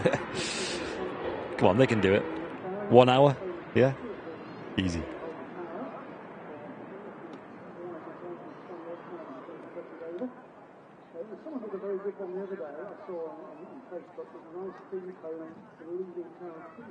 In Turkey, the weather is way too hot. Oh, I could imagine. Yeah, I could imagine. The problem is as well, when you go on holiday this time of year and you actually get some decent heat, if you go to somewhere like Turkey or the Canary Islands, you're just not used to it. So your body just... Like, even us going to Malaga a couple of weeks ago, it was only about the same temperature as it is here in the UK, but we were not ready for that. It was like low 20s. And, yeah, the pool was pretty cold. That's one of the downsides to travelling this time of year. Could you power cycle that router for me when you get a sec? Yes. We've been handed off to the faulty cell again. Nice. I'll do it now. Sorry, mate. Well, thank you very much, folks, for tuning in. Apologies, we've lost our chats for the second. We'll get it back ASAP, but at least we're still catching things on the main cam as well. Matt Cam will return as well as soon as we've sorted this out. We have moved one of our sims away from EE now, and again, just put in kicked up a bit of a fuss just regarding the connection we're getting here at just Manchester Airport in general, and it's not just Airliners Live. Obviously, there's a lot of other streamers who are having similar issues around the airfield. There's certain places around the airfield where it's extremely intermittent, and yeah, it is down to EE's faulty masts, unfortunately.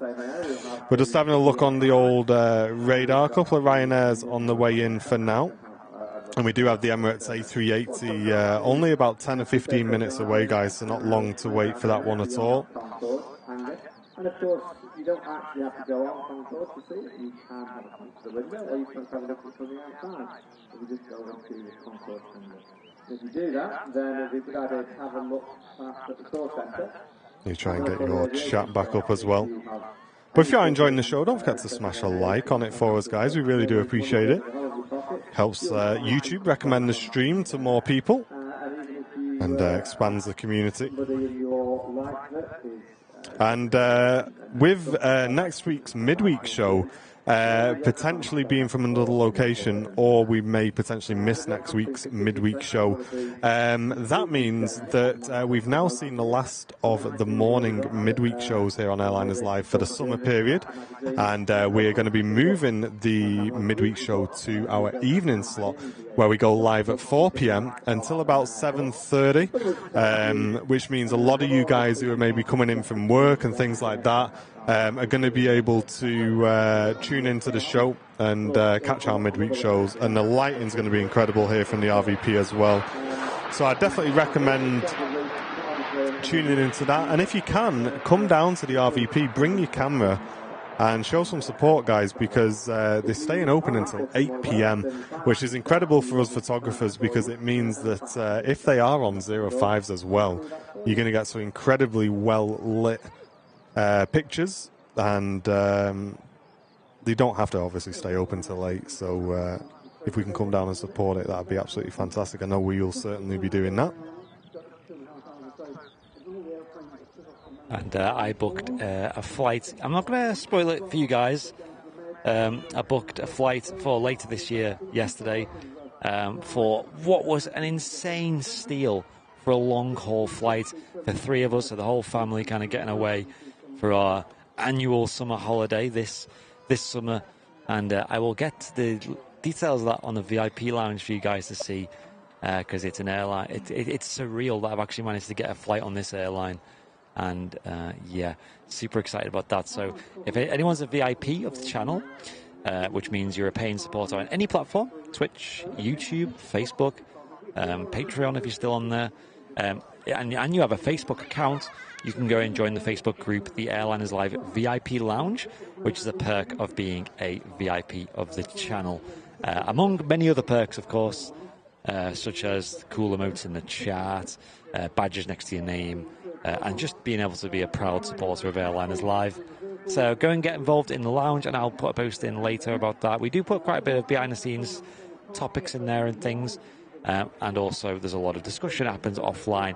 And there's even a chat functionality now as well, where you can have a chat room with other VIPs while it's offline. So you can continue the conversation and the hangout while we're offline. Yeah, I'm going to spoil what flight he's on, guys. He's on the next SpaceX one to the moon. Great. I said we were going to do space at some point on the channel. I know. I mean, it was only 25 quid, so, I mean, you know. Window seat as well. Yeah, exactly. I'll bring the GoPro. 4K moonshot from the moon. Is that your only fund?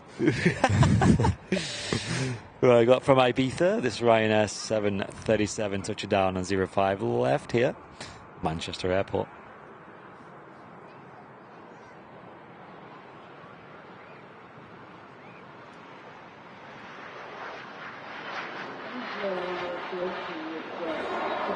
And some bloke, thank you so much, mate, for gifting 5 Airliners Live memberships. Did that happen while I was in the bathroom or while we were fixing things? It looks like it's happened pretty recently. Yeah. Thank you very, very much, mate. Cheers for supporting the channel. What a legend. Thank you, some bloke. I also thank you for the advice regarding my trip this week as well. Is that 25 quid return? No, Paul, he's doing the 4th longest space flight in the world and he's stopping over on the moon overnight and then he's off to Mars. There you go. Technically the longest, but, you know. Will the Lancaster appear on flight radar? Potentially. It did yesterday. Yeah, it did yesterday. I forget the call sign it had, if anyone in the chat remembers. Yeah, so it's going to be over Bury, and then hopefully it'll come over near us to wrap up the show. We can see another heavy departure being pushed back on the apron. The TUI Dreamliner just conducting some flight control checks, full deflection on the wings there, and that aircraft is off to Cancun. Air Mooners Live. That sounds like something else. Who wants to see some Mooners? Deb saying, hey all, good morning. Turkey is very hot today. Moving there in a few months for 6 months. Wow. So I'm going to miss the English weather. Debs, that's going to be one hell of a tan you're going to get when you get back from there. Yes. It's quite a nice country though, Turkey, I'll give you that. Especially the southern coast, but I don't know where you're moving to, Debs. I hope you have a great time. And enjoy that Turkish delight. And is it apple tea they do over there? That's really, really, really good. Is it? Yeah, their apple tea, man. It's you just can't. It's like when you get Turkish delight over there. It's like you can't replicate it in the UK for some reason. Hayden, cheers for the £2, mate. Saying good morning to you, top fellas. Good morning, mate. Morning. Hope you had a good start to your day, Hayden. Yeah, I hope you're well, dude. Thanks very much for tuning in. And welcome to everyone on Twitch as well. If you're in the Twitch chat, hello, hello. Hope you're doing well. Coming in from the Balearic Islands, the island of Mallorca. Palma specifically is the next arrival at A320 Neo with EasyJet. Hotel November on the reg of the plane. Apple tea is gorgeous. I've never tried it. Oh, you need... I got some when I was over in the UK and it didn't slap as hard as I was going to say, is it one of them things where in the UK it's never as good, like paella? Oh, yeah, exactly, yeah. Or Turkish Delight being the other one. Never tried Turkish Delight. Debs, if you want to bring us back some apple tea, that'd be great. Yeah, we'll try that in the office, Debs, if you find any over there. Yeah, it's really nice. It's quite sweet, like. It's more of a sweet, thing. Right. EasyJet, next to landing from Palma. A320 Neo.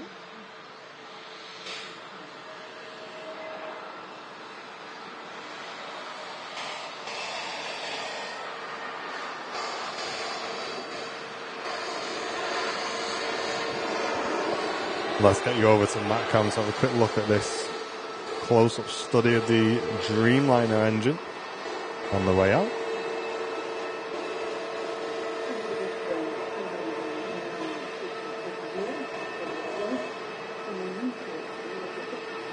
Another heavy departure coming up. If you've not clicked like yet, folks, give it a quick click if you can. Let's see how many likes we can get before this TUI Dreamliner passes the RVP. give it a click. As the Emirates A380 turns on to finals. Cheers, Loopy. Yes. Thanks, Dave, as well. See a few of you giving us a heads up about that. Yeah, I was nothing, not seriously. You know, sometimes you just have a quick browse for like something that you think, oh, that'd be nice one day, but you're never going to do it. Properties in Spain, and mate, I'm not joking. You can get so much more for your money over there than you can here. Oh yeah. Like in the UK, you probably can't get a nice like house with a really nice garden and stuff, much less than $250,000 these days. Over there, mate, you're getting a villa with like loads of land and a pool and everything. It's just crazy. There on MatCam, we can see a long shot of the A380 on the way in. Vaccine past the RVP, the Lufthansa A321 heading back out to Frankfurt. That's going to be followed by the TUI Dreamliner. And gear not down yet, but it is just going down now. I think we can see there on MatCam. Let's get some 10 out of 10s in the chat for Matt Eagle Eye Smith, doing a 10 out of 10 job.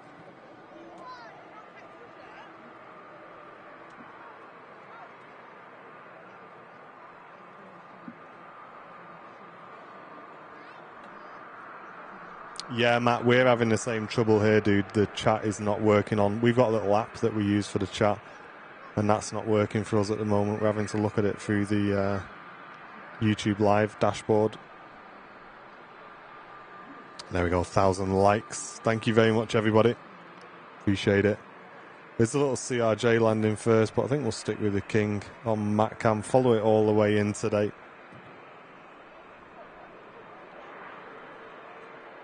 Just on short file, 32 seconds over down, is a Logan Embraer ERJ 145.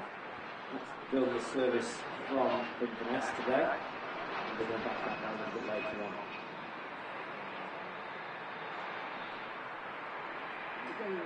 Sometimes you have to make the most of because of some of the getting rid of them eventually, not sure what the time scale is. But in the process of there's a ATR 72 planes, so you know the rest of them is that they're great to fly. One of the advantages of MatCam is you can see over the Concorde hangar here at the RVP, so we get to have a bit of an earlier look at what's on the way into us here on 05 left. Reverse operations today at Manchester. Sandy Pope, I can see your message, so they are coming through.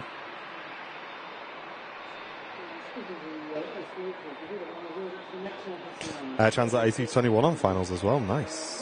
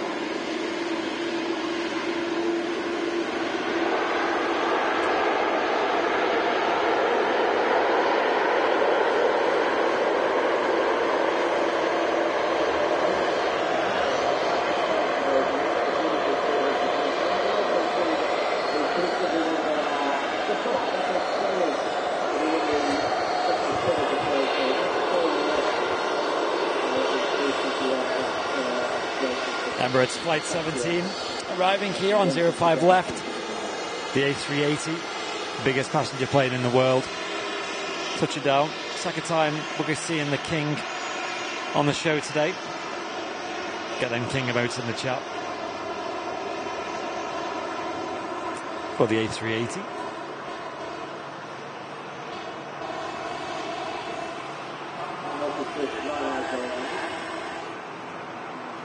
We'll see the King vacating shortly and taxiing towards us.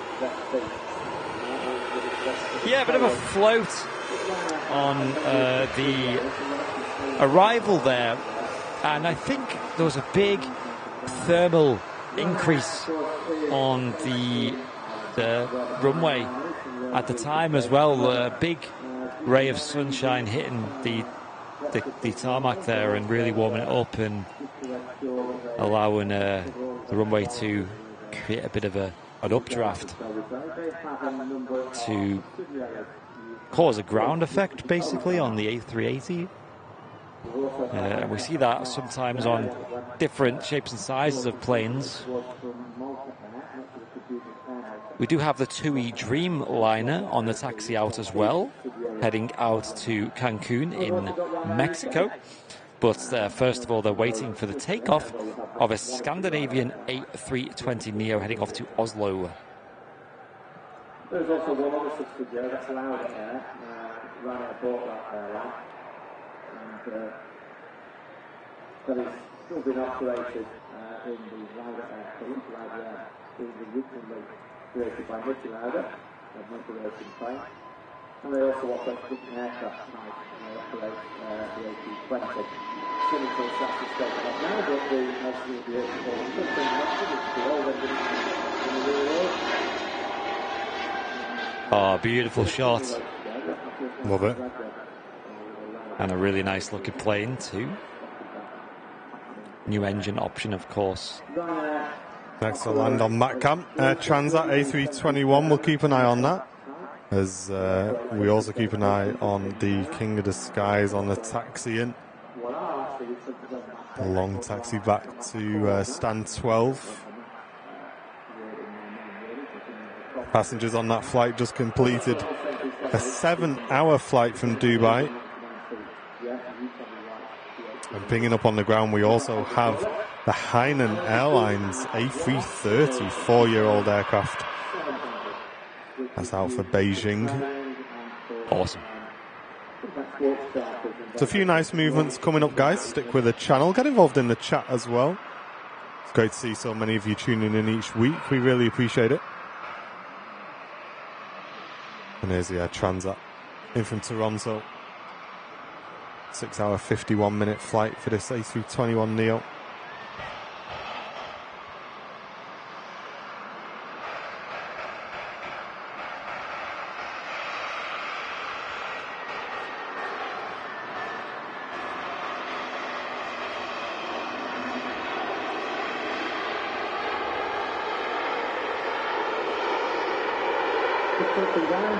Some good landings today. We mentioned earlier in the show the Battle of Britain Memorial flight Lancaster bomber is going to be transiting near us in about an hour's time, apparently. It's going to be doing an overflight at Barton Aerodrome and then continuing on to Stockport, which is to our left. Now, if we're lucky, we might catch a glimpse of the aircraft.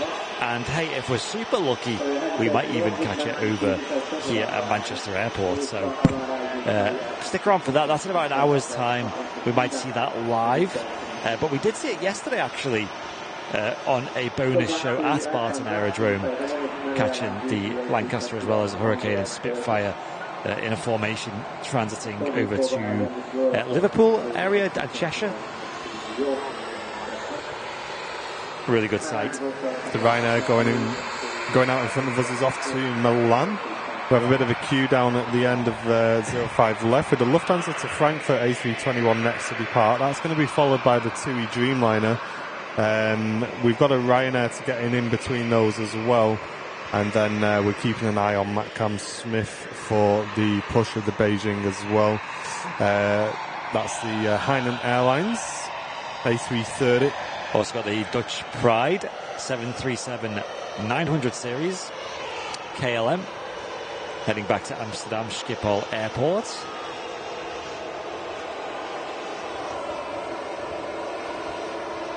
Via the Pol de Bon, maybe. Yeah. I'm not sure about which runways they're using at the moment. But that Pol de Bon does increase the flight time a fair bit. or the journey time.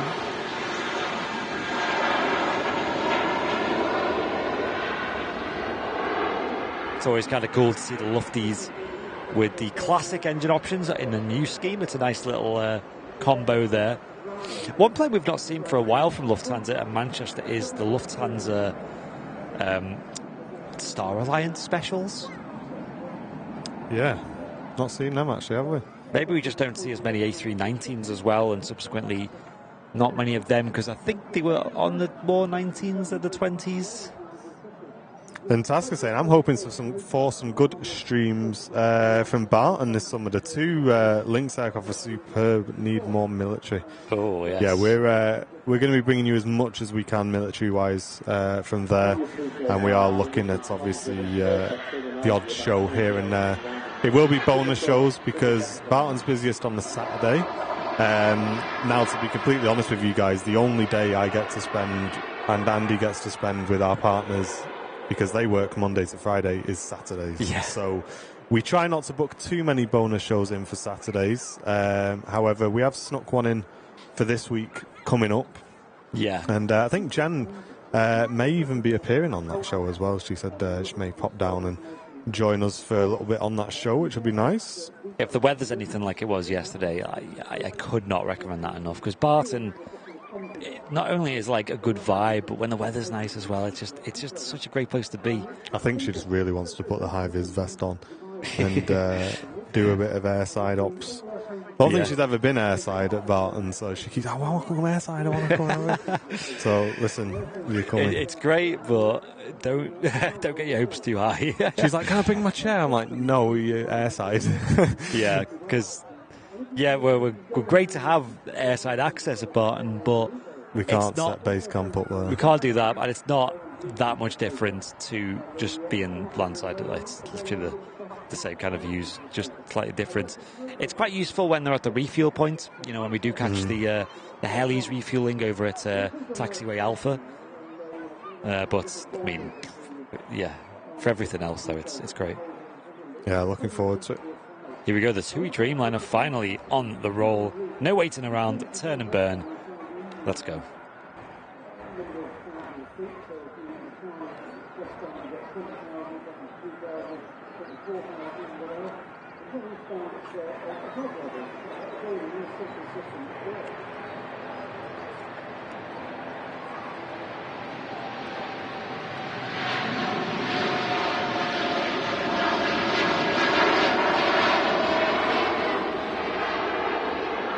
Airside is live. Yeah, lots of new channels getting created today, isn't there? The Lancaster is pinging up at Liverpool, call sign Papa Alpha 474. Awesome, we'll keep an eye open for that then. Roger. I think that's going back up to Bury again, and then it's heading up to Stockport. So we're expecting it to wrap the show about 1 o'clock-ish, guys, for us today. If we're lucky. But we'll see. It, yeah. We'll see. We saw it yesterday, so we've been lucky already. But I think, yeah, we might just catch a glimpse of it. It's likely. Did you, have you caught it before, Matt? Yeah, I caught him at the thingy at Southport last year, maybe. Yeah. Oh, nice, the BBMF. nice. Got you. Yeah. They did a cool feature last year, didn't they, at Southport, where they had the, was it the Spitfire and the Typhoon doing a display together? Yep. Mate, the angle of attack on that Typhoon must have been so high. Yeah, it was so weird seeing it, because it was going so slow, the Typhoon, and it, like, relative to what you normally see. It looked well weird. But that's insane to see it alongside, like you say, alongside a Spitfire and whatnot. Absolutely insane. Yeah, it's great. You had like the classic aircraft, and then like the one that's like most like cutting edge at the minute. Yeah, exactly. Yeah. Yeah, they are insane, the Typhoons. One of the only, I think it's the only fighter jet that can do maneuvers while supersonic, pretty much, or extended maneuvers, should I say, supersonic. I think there are other ones that can do them, but this can do it pretty much almost indefinitely. Yep. They are nuts. And of course, like on the Saturday at Southport, we had blackjack, so it was made it even more special. We missed that one, but I mean, hey, the typhoon's a typhoon, isn't it? And we are going to interrupt this broadcast, guys, as we've got a very special visitor just joined me downstairs. Here we are, the ninja himself. Oh, Hello. Hello. How are you doing? You all right? Yeah, not bad. How you doing? Good. Who's How this? was Good to see you. How was your flight?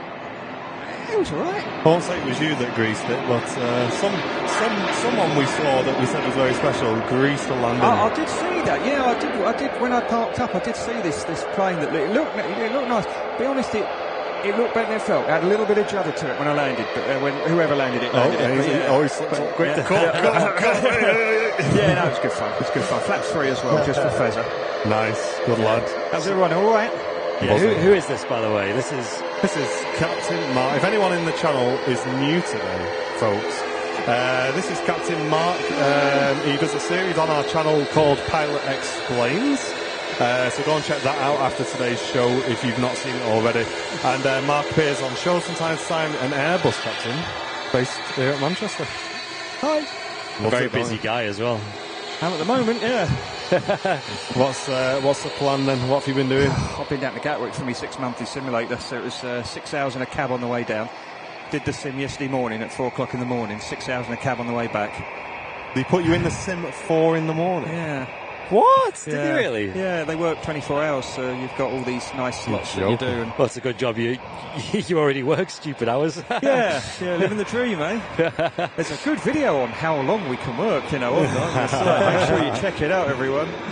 Yeah, and that guy who greased that landing, when he came over Doncaster, he made sure he put the speed brake out to wake Susie B up, because I know she was going to be having a lie and she needs to cut that tree down. So there you are, plenty of speed brake, make lots of noise. There you go. You enjoyed that one. We're going to cut away from this EasyJet for a moment, as we do have the Hainan A330 on the taxi out, looking absolutely splendid. Nice. And quite a few aircraft moving on the ground as well. It's getting busy now, isn't it? Felt like we had a bit of a lull earlier on in the stream, and now it's just gone crazy. Yeah. Beautiful. There it is. Matt Smith up on the apron cam, bringing you all of the apron views today, guys, and rolling on the runway the KLM out to Amsterdam, 737. So, Mark, what do you think of the Hainan livery? Are you a fan of that? Yeah, it's nice. It came in just as I was going out this morning. Yeah. And we had a good look at it. I think it was an Etihad Triple, yeah. came in this morning. Yeah, that landed just before we went off. We saw it going out just as we arrived. It's nice, quite nice. Looked nice, that. But, Yeah. I thought I'd pop down and say hello to everyone, go and see Tom and Anne, but they're away this week, aren't they? They are. They're Yeah. in South Wales in a tent at the moment. For some minute. Hi, Tom and Anne. Picked a good weekend for it, definitely. Yeah. Somehow they've got better signal there than we have at Manchester Airport as well. Oh, the signal's dreadful here, isn't it? Oh, it's awful, yeah. Absolutely terrible. Yeah. No, never mind. But earlier on, we were talking about narrow-body aircraft going transatlantic. Yeah. You reckon? You a fan? Not a fan? Well, 75's been doing it for years, and that's a proper airliner. Yeah, well, that's different. Yeah. Someone was saying when they started doing it with these Transat Neos and the Jet Blues and that, they were having some problem because they fly slower than the heavies. Yeah. They don't get the levels they want. Ah. So your fuel savings are now being negated because you're flying lower. I don't know if they sorted that out now, but in the early days they couldn't get. You'd say, right, I want to go across the pond at this level, and they're like, well, you can't have that because there's a stream of 7.8s and jumbos or whatever going on a hell of a lot faster than you, so you can have this level. Right. And we get it sometimes when we go on those Tango routes down to the Canaries. You go off the south coast of Ireland and down, and you've got crossing traffic. You talk to Shanwick, whoever they're called this week, and if it's busy, you won't get the level you want. So you need to stick a bit more fuel on because you might end up, maybe 6,000 feet lower than you want to be, and it'll burn more and fuel. that's something people probably don't realise is just a small difference of 6,000 feet in elevation can have quite a big difference in terms of fuel load. Yeah, and it fuel make a use. big difference. And luckily for the Tango routes, it's only a short, I can't remember how long it is, a couple hundred miles. It's not that long.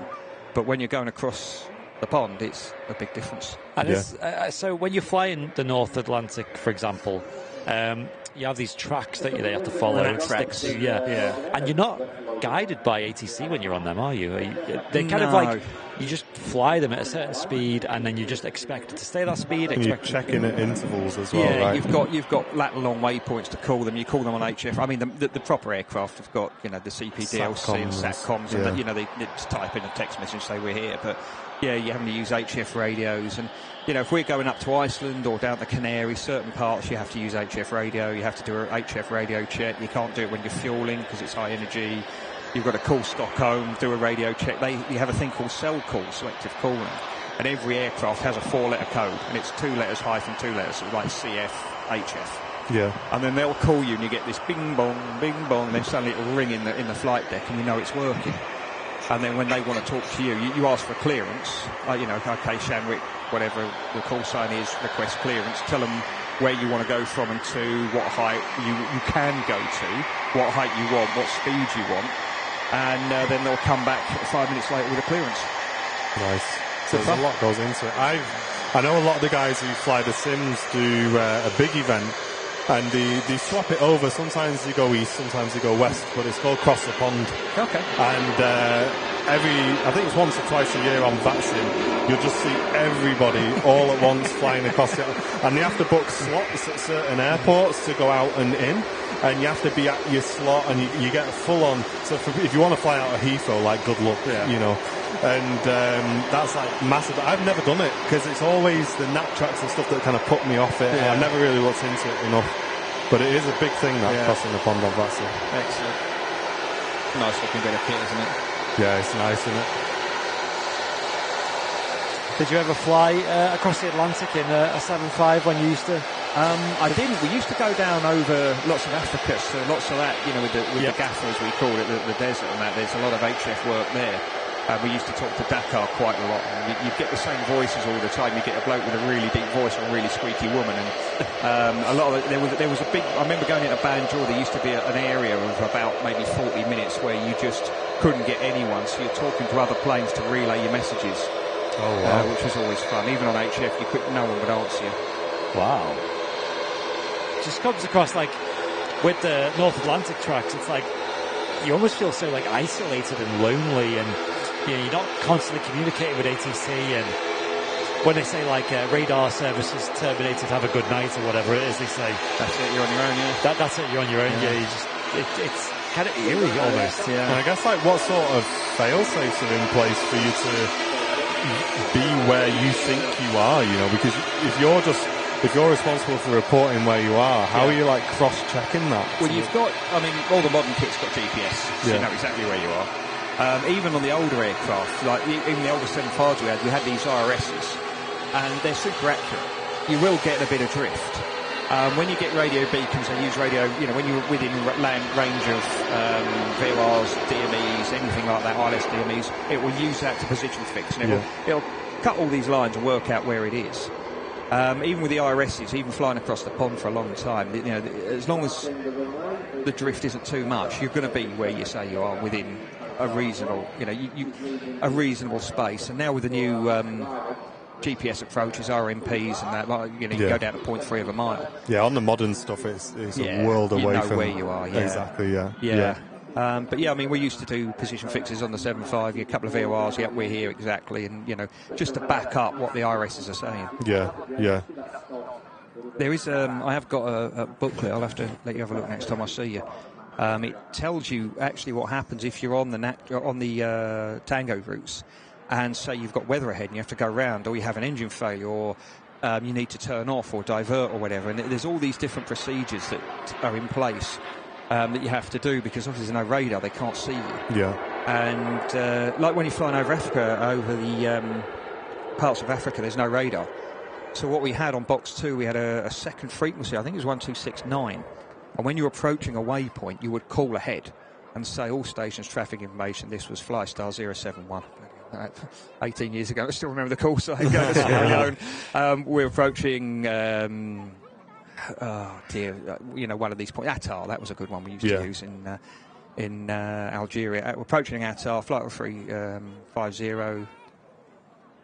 Flystar 071, and then anyone in that area would know you were there. Know exactly where you are. Yeah. But there's a lot of stuff we have a there similar thing like with Unicom on VATSIM. So when there's no ATC control, everyone's kind of like talking to each other, letting them know what waypoint they got, how far away they are, everything like that. And everyone's kind of like self-aligning themselves to come in, and I guess it kind of crosses over to that sort of thing, isn't it? Where there's you like just PPL airfields, uncontrolled airfields. There's no radio or whatever. You just tell them what you're doing. But and what about when you're crossing over the Atlantic? Now we know the weather is probably a bit more accurate with what you guys use, but what we're using to see if it's going to be sunny on the stream is never right.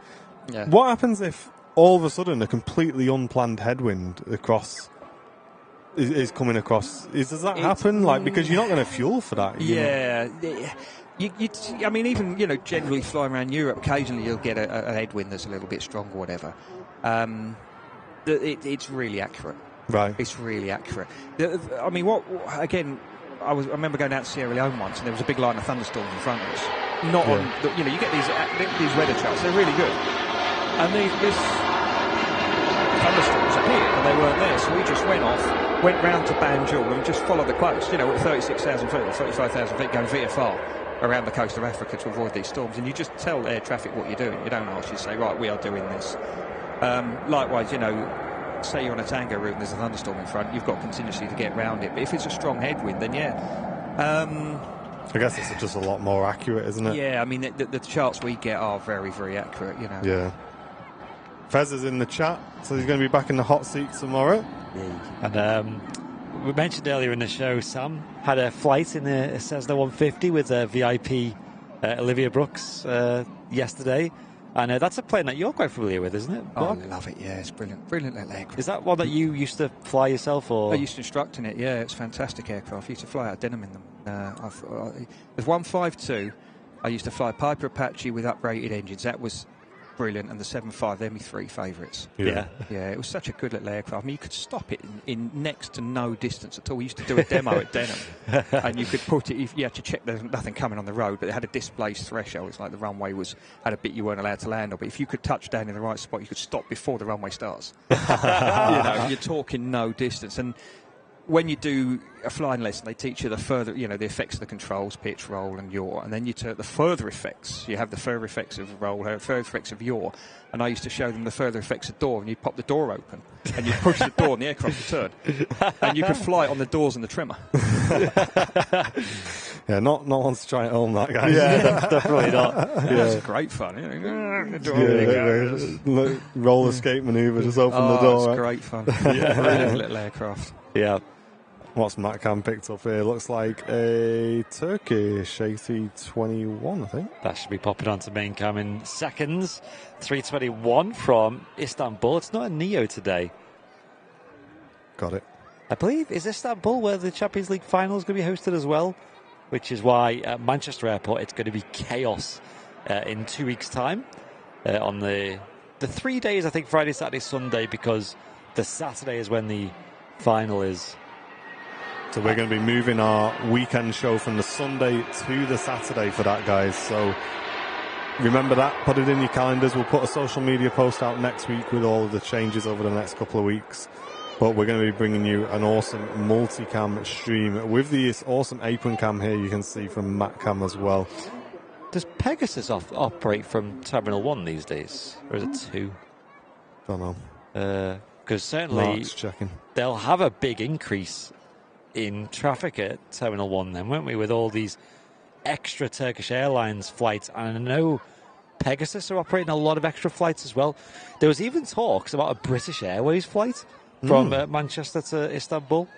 I don't think that's going ahead, and it would have only been an A320, but a lot of people jumping on that bandwagon. There's quite a lot of charter airlines as well operating, and like you said, talks of a A340-300. That'd be nice. Yeah. Terminal 2. 2, okay, fair enough. So yeah, that's not. 2's got a lot of capacity, but I think 1 and 3 certainly can struggle a bit sometimes. How was it today flying then? Looks a bit overcast. It's not the same as it was the last couple of days. It was nicer where we went in Copenhagen. It was nice and clear there. It was lovely. But yeah, no, it's nice. It's all right. There's a light breeze. It's from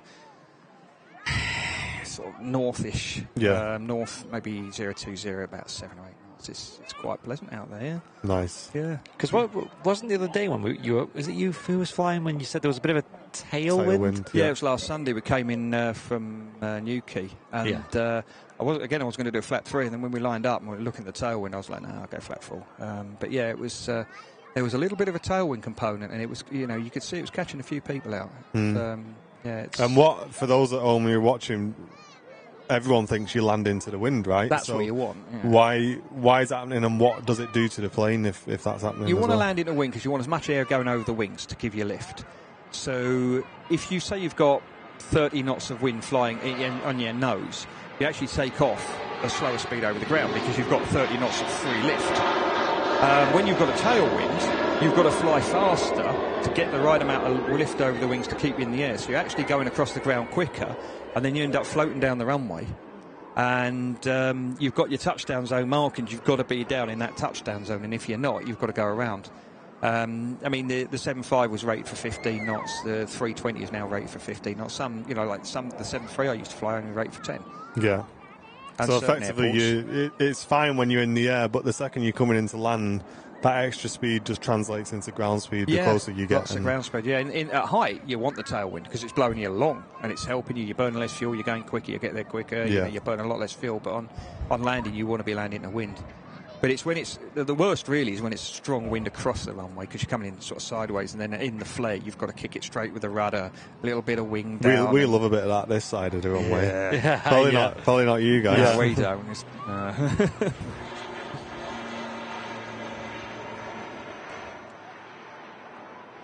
And because you're a captain yourself, so one of the questions I see quite often is like, who gets to land the plane? Because it's not just always the captain, is it? Sometimes it's the FO, and sometimes there are factors as to who lands the plane, right? Yeah, I mean, the law, the rules are that every landing is the captain's because he signs for the aircraft, he or she signs for the aircraft. It's their aircraft, they sign for it. Every land is to them. It's up to them which, if any, they want to give away. So if it's thick fog and it's an autoland, it's always the captain's. If you go to the Isle of Man, for our airline, it's captains only landing and takeoff. 1-6 on Corfu, the circle is captains only. 3-4, the first officer can do it. Certain airports have, because they're difficult, captains have to do. I went to Santorini the other day. That was captains only landing and takeoff because it's a narrow runway. Actually, you were asking about that, weren't you, in the sim? Yeah. Yeah, right. We'll have a chat off air about that. Good. But yeah, it's captains only. So when it's, and then there's other ones like Madeira that we did in one of our flight sim videos with Fez who did the Madeira one. That's captains only, and you need special training for it. Chambéry used to be like that. Innsbruck's another one. Gibraltar, yeah. There's and Innsbruck, is that just because the approach? Because you come down with the mountains on the left-hand side, and then once you've made that right-hand turn, it's pretty much straight in. But it is that approach where you're coming in and there's just a lot of terrain clearance. Yeah, it's down to all the hills, mountains that are around you, and also the engine out procedure. We have a procedure when you take off. We train it in the simulator. If you lose an engine at the worst point, we have a procedure. Normally, the standard thing is we go ahead to 1,500 feet and then we turn and go off somewhere to circle and sort it out and come back in and land. The one we've got for here puts us overhead the airfield at 4,000 feet. Well, air traffic aren't going to want you to do that. But certain ones, like Innsbruck and even Geneva, some of those, because of the terrain, you can't do that because there's a mountain in front of you. A really good one is Arrecife. If you're going off on the northerly, I think it's at 50 feet or the runway end, whichever happens later, you immediately turn right. So by the time you've taken off, it's gone bang and you've gone, what's happening? You're at 50 feet. You've got to be ready to turn and get out that way of the hill at the end. Yeah, you don't want to be doing any turn and burns like that. No, with you one don't engine, really, no. So if I was a first officer flying with you, like, how would I get an opportunity to land? Like, is there an obligation to try and let them land as much as possible so they can practice, or is there a... We normally take it in turns, to be honest. Yeah. I was flying with a first officer today, really, really good lad. He completed his final line check about a week ago. He's only been flying, without an instructor for a week. He's not passed the airliner's live check, though, yet.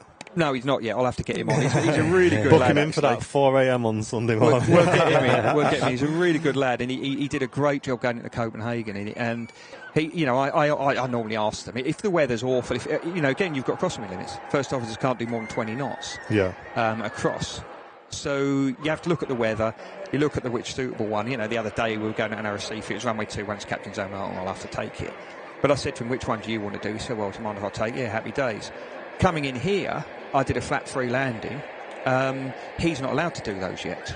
He's got to wait till he's online, and then he's got to do a flight with an instructor to do a couple of flat free landings before he's allowed to do them. And I did one just say, well, here, I have a look, and this is what it looks like, because the nose is higher and there's a few little differences. Okay. What is a flap free landing? What's the difference Well, there? normally you use flat full for landing on an Airbus, but what we have a dispensator where we use flaps 3, so we use less flaps, so it uses less drag, it burns less fuel, and it makes less noise, so we don't upset the people living around us. And I do quite a lot. If it's a windy day, I'll always do one. I was going to say, you're quite a fan of the flat frees, aren't you? Yeah, I don't mind them. You've got to be a bit careful, because you come in, normally when you're flying down the approach, the nose is about 2.5 degrees up. With a flat free, it's 5 degrees. So you've got to be a little bit careful. You don't want to overcook the flare and, you know, whack the tail. But most non-normals, if you have some sort of failure, significant one on an Airbus, when you come in, it's mostly flat free landings. So it's good to practice. Yeah. Rook, the Ryanair UK aircraft there. Big wave there from the FO. And that was the aircraft that took us down to Lanzarote on our last trip. I assume with you, Mark, like obviously your airline based here, you're always looking at these planes like, oh, that's the plane I flew on, or that's the plane that I've, you know, memories of that one. Yeah, I still haven't got my postcard from your trip to Lanzarote. Oh, yeah. It's all these ATC strikes in the street. Oh, is that what it is? Yeah, I think you're right. Yeah, it must be a weird feeling, like for us spotters. Oh yeah, I saw that last week, and then this guy's, oh yeah, I flew that last week. Yeah, I've just flown that before. Yeah. It doesn't fly right, it's bent. We had a 7-3 years ago, someone had parked the wing. There's a big de-icing area at Amsterdam. Someone had managed to hit one of the posts of the wing. I see a picture, a great big dent in the wing, this post in it. And it was, you know, a 737-700. It's only a few years old, and they were going to write it off, and in the end they fixed it. But the thing was bent, and it didn't fly right. So when you're flying along, the actual control columns angles. So on the 75 and the 73, we used to turn the rudder trim until the control column was level, and then it was trimmed. But the whole thing was just bent.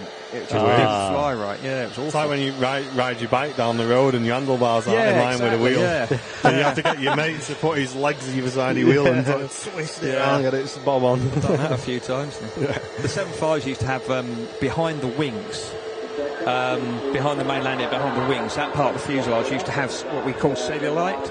And it had all these little ripples where it's, you know, it's either had a hard landing or whatever, and it's just buckled a little bit. And it was quite funny to see all these little ripples. Oof. Oh, is that a Wookiee? Certainly is. What a lovely pair of Wookiees. Got that, isn't it? You need to get you a proper T-shirt sorted. Yeah, you need to get those T-shirts. That new design is in stock, guys. If you want to get yours ordered, airlinerslive.com, where you can get all of the merchandise. We do have some interesting merchandise coming in the next couple of weeks, and as promised, folks, we have ordered the passport books that you guys asked for. We have ordered them, so they're on the way as well. We'll be sharing the designs of those with you as and when we can. But yeah, we've got some nice things coming. You also asked for lanyards as well, so we've ordered those, and they'll be arriving on Tuesday. So a couple of things that the community has asked for are going to be on the website in the next few weeks, and also available at the TAS Fair as well. I want 3 of those passport ones. Yeah? Yeah. I wonder if your pilot's Let me see if I can license. show you. I'm not going to show chat, but I'll show you. I want to see the picture. lanyards as well. They sound fantastic. Yeah, I All can the show you engraving them. on them. Yeah, the lanyards, guys. They're coming on Tuesday. We'll get loads of photos up of them. And there's only a limited quantity of them. We'll save one for Mark, of course. And they look properly smart. I'll get that on eBay. There's something, yeah. Number one. Yeah. The prototype. So, let me have a look. Ryanair on the roll out to Londonderry, so just a short flight for that one. Mark, did you see the flights that I booked yesterday? What, the Amsterdam ones? No. I don't. Yeah, I've given it a bit of a secret. Not the Amsterdam one, but the something. The other one. Yeah, it's in September. So that's the lanyards. They're lovely, they are. And look at that. Yeah, I mean, that when you were talking about that on the last show, I was like, as well. whoa, I want some of that. Yeah, chat, we're not going to show you this because it's like a little graphic mock-up, but it's had the approval from Mark. Yeah, they look good. And I'll show you the passport. But so it's these ones, that colour. Oh, yeah. In black that we're going for. And show you a picture of them as well. Oh, that is proper. Oh, smart. Oh, mate, how good's that? A little class, that, isn't it? Oh, yeah. There you go. Yeah, he's got them out. Hey, put 3 aside for me. do you want to see it, chat? Do you want to see it?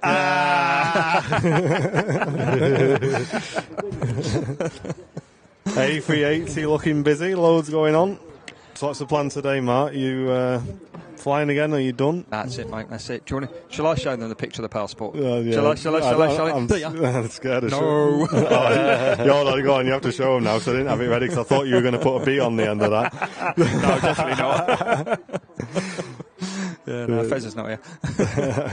No, I'm off back to the flat for a kip. I think I'm supposed to be up again at 3 o'clock in the morning. So. Oh, yeah? Oh, glamorous. Yikes. Susie B in the chat saying, nice shirt, Martin, by the way. Oh, yeah. Has anyone seen my shirt? Yeah, a lot.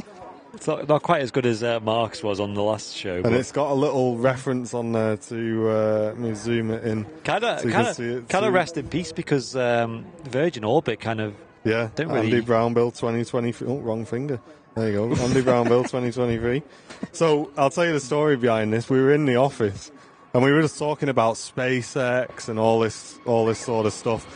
And it kind of came across like we were like, oh, there's look how many people are watching this live stream. Yeah, Virgin Orbits was massive, wasn't Virgin Orbits was massive. And they, obviously, if you're a premium member on YouTube or things like that, you get adverts and stuff during the stream. I said to Andy, you must be making a fortune out of this live stream. And Andy turns around and goes, yeah, well, you don't build a rocket for the ad revenue, do you? So I was like, that's going on the T-shirt. So I ordered us both a T-shirt. Yeah, I've got one too. Of that. But, yeah, F in the chat, I guess, because sadly Virgin Orbit have kind of gone under now, haven't they? They've all gone. And I forget the name. Just one in the chat now. There's another company that's bought the 747. Yeah, there is. I saw it, and I've forgotten what they're called, but it's another rocket launch company. Yeah, and hey, attempt 2, eh? Hopefully it comes back to Spaceport Cornwall and we get to see it here in the UK. And Chrissy B, thank you very much for the £5 super chat, saying having a lovely day at the RVP. Sat near the tower with my picnic and Malibu and pineapple. Oh, having a great stream. I think I saw you going across earlier on, actually, Chris. I'm going to get a Malibu offer. Yeah, Captain Mark's on the way. Yeah, I'm going to come and get a Malibu offer. Definitely. You got a sticker on your bag as well. I think I saw that earlier on. Excellent. If you go up on the mound as well, Sam's there. And how is she? Yes. Oh, I thought she'd be out with a new toy, a new fixed camera. The rifle, as she calls it. Yeah, she had a great time with that yesterday. And we also went to Southside on Friday evening. Got some pictures of a FO, who's a good friend of ours, who flies a Dreamliners, flying out to Tenerife South with TUI. And it had gorgeous lighting behind. Gorgeous. And Paul Murphy saying, if I had an Airliners Live hat, I'd wear it on the golf course. Well, Paul, they are in stock at airlinerslive.com. Get yours ordered, mate. There she is. She's waving. Oh, look with her Malibu. Look at that. Look at that. Can't stand up. That's a proper glass, that. Oh, well, it's been emotional. I'm going to go and get a Malibu. Good luck. Nice to see you. Lovely to see you all. There you go. You can say goodbye to everybody. And we'll see you on the next one. Yes. See you. Oh, my God. No, it's still streaming. Oh, my God. See you, mate. Nice to see you, pal. It's all right. We'll get back to you about those dates as well. Let's get some 10 out of 10s in the chat for Captain Mark stopping in. What a gent. Always stops in, says hello. He's a legend, isn't he? Yeah, awesome. Captain Mark, everybody. He's very big in the VIP community as well. Like I said earlier, the VIP lounge, he's always active in there. And anyone has any questions about, commercial airline pilots or aviation, he's usually the guy to ask. Airliners Live ATC saying the Lancaster is overhead Liverpool. Well, listen to that, mate. Hopefully you can keep us up to date and hopefully ask for a transit over Manchester. And yeah, my dad's saying, guys, the Airliners Live trolley coins, right? And he's going to try these out on a few of his friends. But I'll show you them. If you've not got one yet, Let me give you a cheeky look at these. Where are they? A little bit early, There we go. but 05 right's open now as well. I know, Mark just showed me. Bearing in mind, I've got a massive keychain, guys. Really stupid. So it doesn't rub off any of the paint or anything. It's really good. So there's the Airliners Live trolley coins. If you've not got yours yet, airlinerslive.com. But my dad said they would make a perfect golf ball marker. You know when you're playing golf and you got to pick the ball up and wait for your mate to have his go? Wow. There you go. It'll stand out absolutely 10 out of 10 there. So another use there for the Airliners Live trolley coin. If you play golf, get yourself one, take a picture, and let us know how it goes. That'd be mega. Beautiful. But yes, unfortunately for us, Manchester have started dual runway ops early. Yeah, which means the landing traffic will be on 05 right, but we'll still benefit from the awesome departures, though. Yep. Yeah, about 20 minutes early, opening that runway. Looking quiet on the apron a little bit there, Matty Boy Smith. A little bit quiet, mate, yeah. And keep an eye on things, but should be able to have some aircraft moving pretty shortly. We got the ATR Logan Air just on the departure shot there with Brownie. Yeah, she's going to pass behind the tower shortly. Yes, that's a new key. There you go. Elizabeth, yes. We'll ask that to Mark, but that was crazy, wasn't it? Passenger opening the door on the plane. I do want to ask Mark that because I've also heard contradicting things. Saying, I didn't know it was even possible for you to open the door. Exactly, like the amount of pressure that's on that for a human to open that would take. It's just insane. So I wonder how low it was. Yeah, that's probably the big question, isn't it? Because I guess the lower it is, the less pressure, but you've still got wind resistance and stuff, surely. Yeah. So some have questioned if it was more of a fault or something along those lines, but yeah, I don't know. Either way, don't mess with the door when you're flying, guys. Yeah, probably not a good idea. Simon King saying, hi guys, great stream as usual. Cheers, Simon, appreciate it. John's lost his trolley coin. I'll get you another one sorted. 50B. No joking. I used a pin badge for golf, apparently. Oh, right. That's actually a good idea. Yeah, there's another one. We've got those as well. This chat has been a pain against St. Paul. I think there's something going on today. It's weird. We had our YouTube chat have issues at the same time as, like, a load of technical gremlins as well on the stream, all within, like, space of, like, 30 seconds. It was very weird. And Paul saying, I can't order one of the hats as I don't have any way to do so.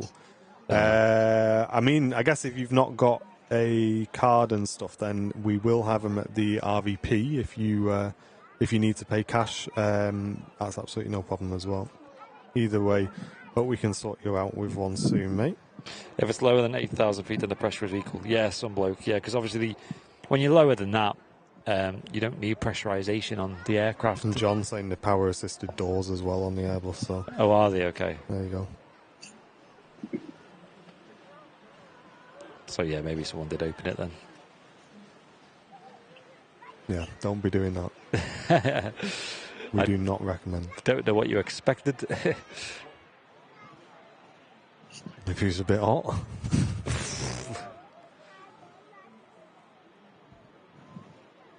Another Ryanair coming in 737-800. What we're waiting around for now is potentially seeing this Lancaster bomber.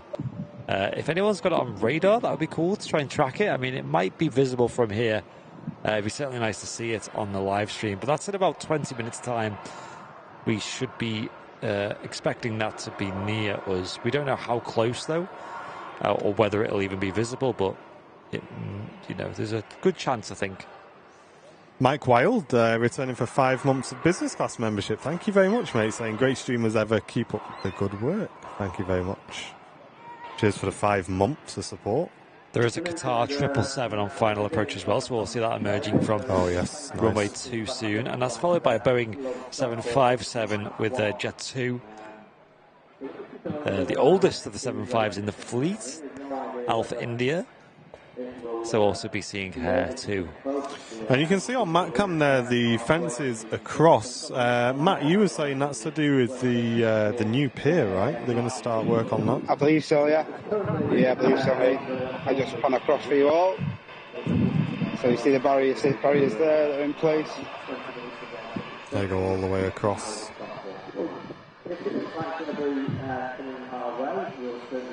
Apparently Lancaster's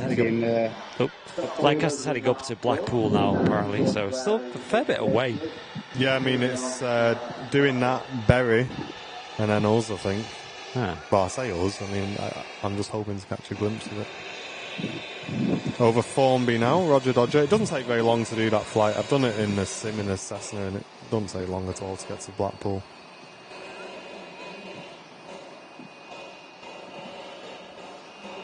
Oh, nice, Ian Barron. It's great to have you in the community, mate. Logan Embraer ERJ 145 next to the pass on 05 left. Long, skinny. And Sunbloke, thank you very much for the 777, the 777 donation. We do like a cheeky 777, he says. Thank you very much, mate. Cheers for supporting the channel today. And as we draw towards the end of today's stream, if you have enjoyed it, guys, and you'd like to help cover the costs of today's stream, you can gift some memberships to the community, which is the best way to support us by clicking the dollar symbol, then clicking gifted memberships. Or you can send a donation in via our super chat, which will show up on screen and we'll give you a massive shout out as well, just as Sunbloke has done there. Or finally, you can use our Ko-fi page where we get 100% of your donation as well. Any of those methods really help us cover the cost of the streams. We really do appreciate it.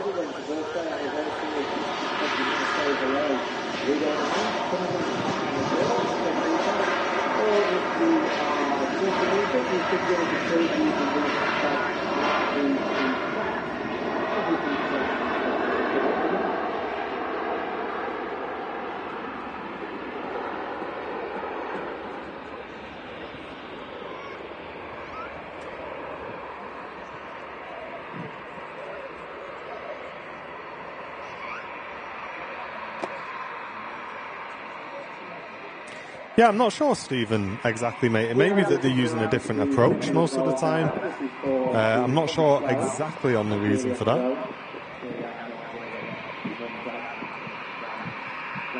Let me ask the guys upstairs, because one of them is ex-ATC, so I'll see if he's got a bit of info for you, mate. 1 second.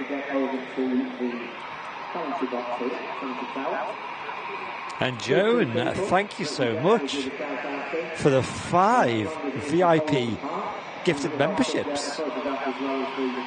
Really appreciate that, Joan. It's very kind of you. 5 memberships being dropped in the YouTube chat.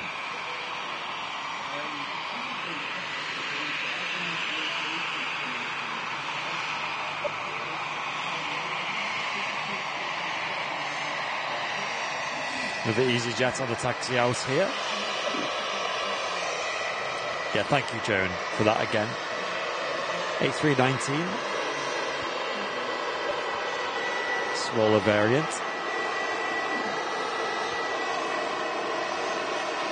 Okay, so the reason mostly is because of slot times. So the slot times you get given kind of govern where the traffic goes around the airfield on its way in. So a different slot will make a different way in for kind of like planning purposes and stuff. So that's the main reason. So I just read out Joan's huge membership drop, but there's another donation. Thank you, Joan. Yes, that's incredible. Thank you very much. And Sandy, thank you very much for the £3 super chat supporting the channel today. Cheers, guys. It does help cover the cost of MatCam and keeping the streams going. Of course, here at Airliners Live, all of our streams are completely free. We don't put anything behind any paywalls, hide any abroad shows, anything like that. Everything is for everybody here on the channel. We like to keep the community together, and we do rely on your generosity and support for that. And we really do appreciate all the support that you guys give us. Even if you just smash in that like button, folks, it really does help us out a lot. And Kevin, thank you, mate, for 10 Airliners Live gifted memberships. A massive, massive membership drop supporting the stream today. Thank you so much, mate. That's 10 brand new community members getting a trial of Airliners Live VIP. Cheers, Joan and Kevin, for those gifted memberships. Thank you, Legends. Kevin. Mega Bong in the chat. Let's get them in there. Absolutely. And there's the beautiful Qatar Airways 777 in the white body. Just arrived on 05 right, which is runway 2.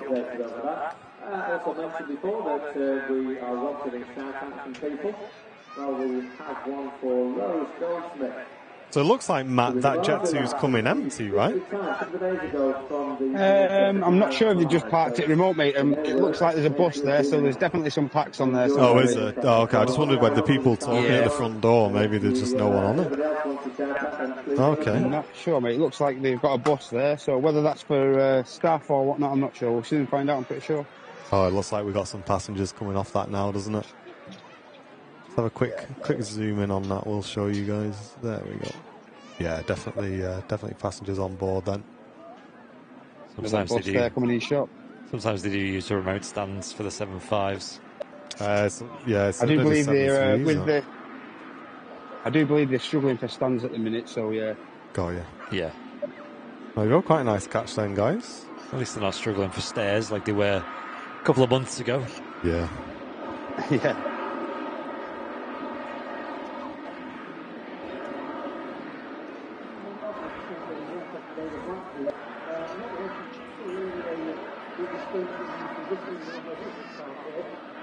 Yeah, a lot of updates in the chat about this Lancaster position. Currently over Blackpool.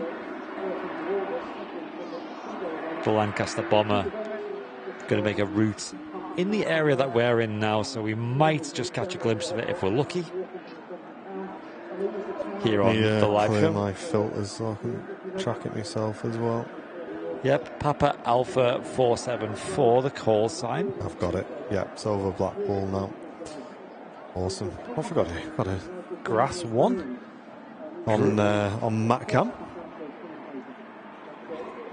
Parking up for the dinner, I think. I was going to say, no grass there, mate. Back to this triple. Look at this, absolutely fantastic. I think it looks great in the white, chat. I really, really do. Oh. And then a refuel, I think, grass 1 and 2. Ah, right, buzzing. Elizabeth, a brand new Airliners Live VIP. Thank you very much, and you've been extremely active in the chat today as well. Thank you very much for getting involved in the community and joining us today and becoming a brand new VIP as well. Absolutely fantastic. And Aneka Greenwood with a $4.99 saying, "Hi all, I've just come back to the airport and bought Matt a steak bake." Oh, actually, how it is, Aneka. All right, get a Matt a steak bake. Done a shot. Oh, mate, you're looking after him. Do you want to have a look? Go on then. Show it. This steak bake. Show it off. Bear with. Aneka's like on point there. You ready for this? I'm ready. Ready for this, ladies and gentlemen? Hit me. Food of the gods, this. I'm ready. I'm wondering how long the delay's got. Oh, there it is. Ooh, come on. Oh, food of the gods. Mate, Aneka looking after Matty boy. Yes. That's what we like to see. Oh, give him a big smile. That. Right, well, I'll mute your microphone then. That's going to be like lava, that, if it's just come out the oven. So watch your lips. To be fair, you might as well wrap anyway. I don't think there's anything. Yeah, feel free. Well, actually, I kind of want to keep him on, Andy, because he is Eagle-eyed Matt Smith. Just in case. Yeah, okay. Stand by. Don't want our wonky eyes missing the lanky, do we? Yeah. Oh, yeah. Good point. Yeah. Yeah. Okay. I'll stay here, guys. Don't worry. He might be necessary. Yeah, we might be needed. Making me hungry now. No, thanks a lot, Annika and Stuart. Very, very much appreciated that. Yeah, very kind of you guys. That. Thank you very much. My dad saying steak bakes are nuclear. Yeah, they are when they just come out the oven. Oh my gosh. Yeah, the worst bit is when you get like into a false sense of security with it, and you bite the top bit and it's like mostly pastry, and you're like, oh yeah, this isn't that hot. Yeah. And then you take the second bite and it all spills out, and it's on your fingers. You burn your fingers, burn your lips. Just lava, isn't it? Yeah, actual molten lava. Looks like you've had some work done afterwards.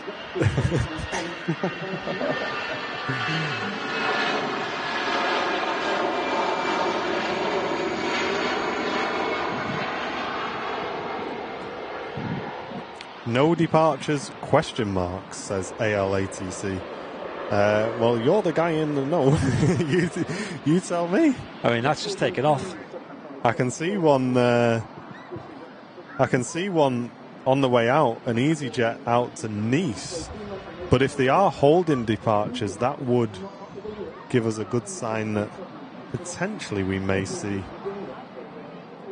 a nice old aircraft over the top. Yeah, that could be good. Oh, apparently the Lancaster's making an 80 over Blackpool, are they? Let me get the radar on and have a look. Let's have a look. Balfish. Jet 2757. Looks like it's at the a new rear door there. That definitely wasn't that colour last time I checked. Maybe a bit of maintenance on the door. Jet2 recently acquired a new 757. Not new as in it's a new plane, but a new addition. And the reg of that is Golf Lima Sierra Alpha Oscar. And the aircraft sadly won't be flying for Jet2. It's come from Privilege. And, Titan Airways. And it was a charter aircraft before. And now it's just being used for parts in its new life as a Jet2 757. So sadly it won't be flying any flights for them, but it's going to increase the longevity of their existing 757 fleet, of course. Which is good news for us, I guess. Would be nice to see another 7.5, but we already have plenty of them, so if anything, it's good that we have a bit more security that they're going to last a little bit longer as well. There it is. You can see the 8 over Blackpool that's been drawn in the sky there. An 8. From the Avro Lancaster. Is that because of the 80 years anniversary, maybe? Or do you reckon it's just... I mean, you would think they'd put the 0 if that was the case, but we'll see. We'll see, but I reckon it's just, yeah. But we're keeping our fingers crossed, folks, that we see it heading towards us. So we'll keep it on the radar. We'll keep an eye out. Info coming in courtesy of Radar Box, our channel partner, when it comes to tracking aircraft. Make sure you head over there and show your support as well, guys. Big shout out to those. More coming on that as well. And there's a Qatar triple. Ooh, an airline I've not seen for a little while. Sun Express just touched down on 05 right. Nice. It is making the right turn now towards Berry. I think doing a second fly past.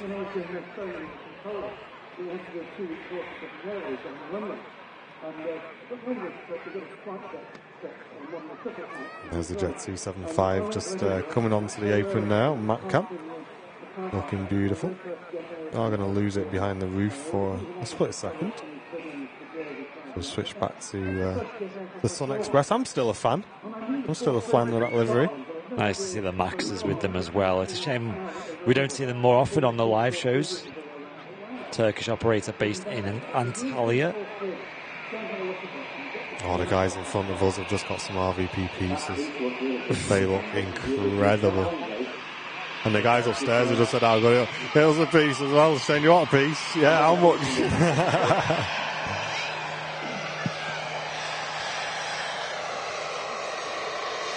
Spotted that.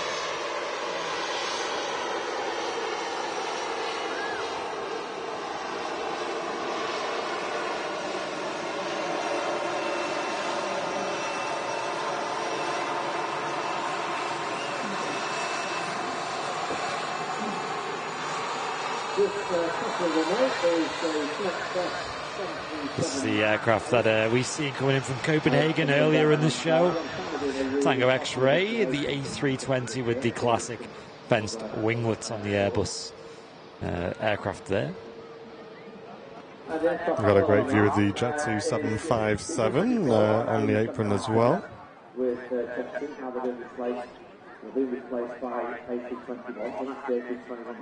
That EasyJet is off to Nice in France. And yeah, we got the one and only. There's only one. Barry Bidwell. A321 Neo in the Jet2 fleet.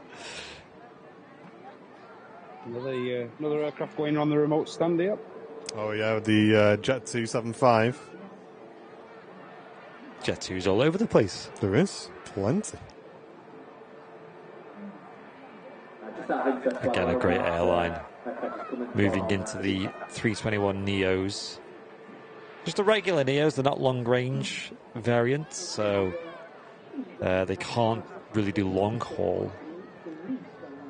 I forget the range of the 321 Neos. I know the long range versions can go up to 4,500 nautical miles, which means they can comfortably do transatlantic, as we see with like Aer Lingus previously, but like Air Transat do the Toronto service in the 321 Neo here at Manchester.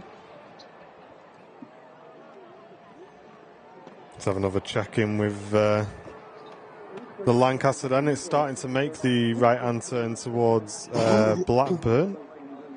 So keeping our fingers crossed that we'll see that at some point towards us. Barbara, good afternoon to you, or good morning, wherever you're tuning in from. We're waiting for potentially the sighting of a Lancaster bomber, which might make I'm saying might, like, it's definitely not guaranteed at all, but we might just catch a glimpse. Yeah, we're going to stay live just in case, is the plan.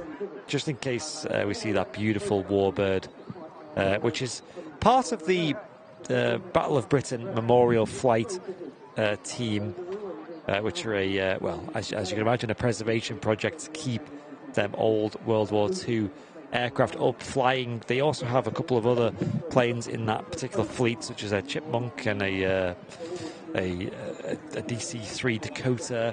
They also have a Spitfire and a Hurricane. So it's quite extensive. Sadly, the Dakota has been out of action for quite a few years now, following some issues with the engines. So when you see them at like air shows or flypasts, they usually just have the 3 planes these days in formation often. Hi Barbara, hope you're doing well.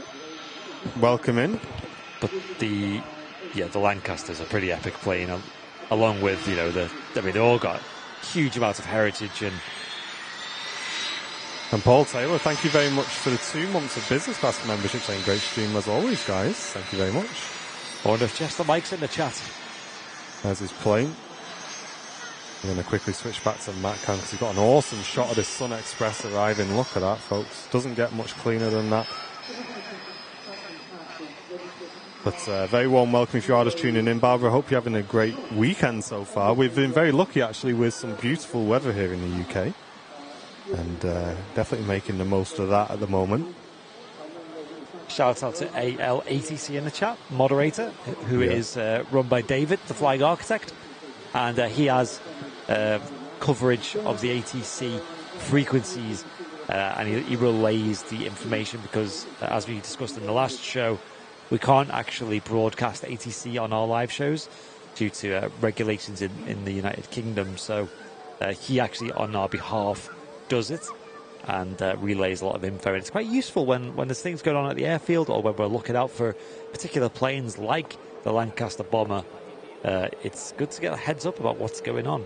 Yeah, and I know you like your pops as well, Barbara, so this is going to be quite a nice catch for you. If you did miss our show yesterday from Barton, we're hoping, now it's not a definite, but we are hoping to catch a glimpse of the Lancaster, an old World War II bomber, transiting across towards Cheshire. We're keeping our fingers crossed that we might just catch it here on our show before we finish up for today, but we are just enjoying this beautiful shot of the Sun Express pulling on to stand. There it is. What a great shot, Matt. Absolutely mega that. Just arrived on the south runways, the KLM. We do have the Saudi Dreamliner next to land at Manchester, coming in from Jeddah 6 hours ago that left. I think they're operating a special livery today. So yeah, the KLM that's arrived is that really nice Embraer 175, which I think looks really tidy, especially the KLM colours with them big winglets and a nice little design as well. It seems like KLM operates so many different airframes to Manchester. I think this is the smallest you'll see here at our local.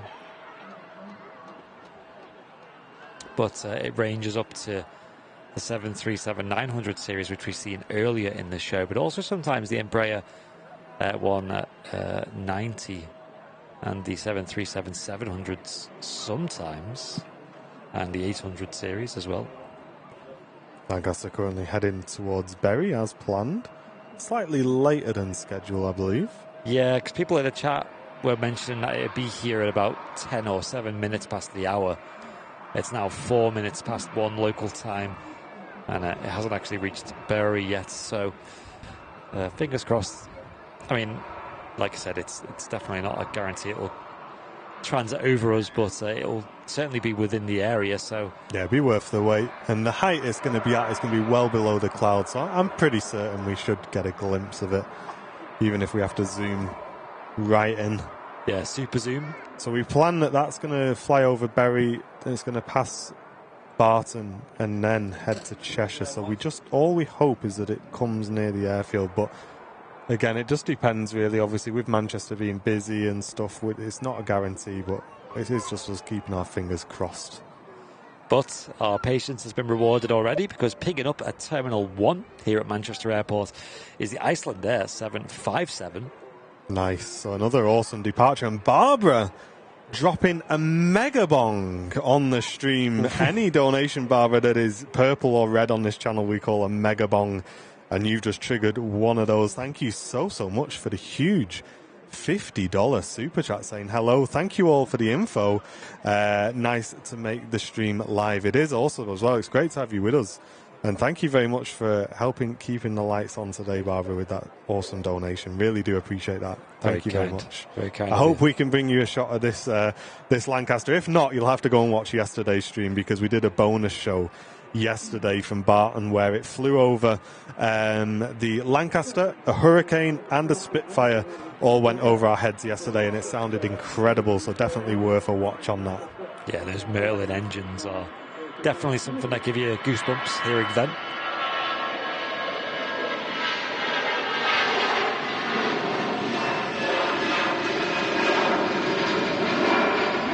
And there's the EasyJet off to Nice as the Saudi Dreamliner taxis in. Dual runway ops are in service at the moment. Yeah, let's catch the Saudi. I thought it was going to be the special scheme today, but sadly not. It's in the default to 787-9 Dreamliner today from, like Martin said, Jeddah with Saudi on flight 123. Pretty easy to remember. And we didn't have it on stream, but I'm going to call him out anyway. Matt Smith just did quite possibly the fastest battery change I have ever seen in my life on this channel. That was rapid, mate, that. There was no butterfingers or nothing on that. There was a smoke coming out of it after. Yeah. Even the RTMP server said, all right, mate, give me a minute. I know. Henry's got competition. He has. Mate, that was incredible. Next time you got one of them planned, I'm going to put you on because I want to show everything. That was lightning. That steak bake, it's fueled them up. I know, if you have to a pay rise soon. It's just turning over Bury again, figure of 8. Nice, yeah, we're keeping an eye on it. Saudi looking gorgeous with the hills behind. In the light today, in the sunlight.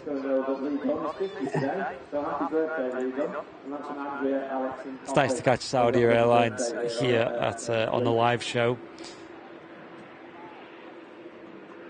Quite a nice looking plane.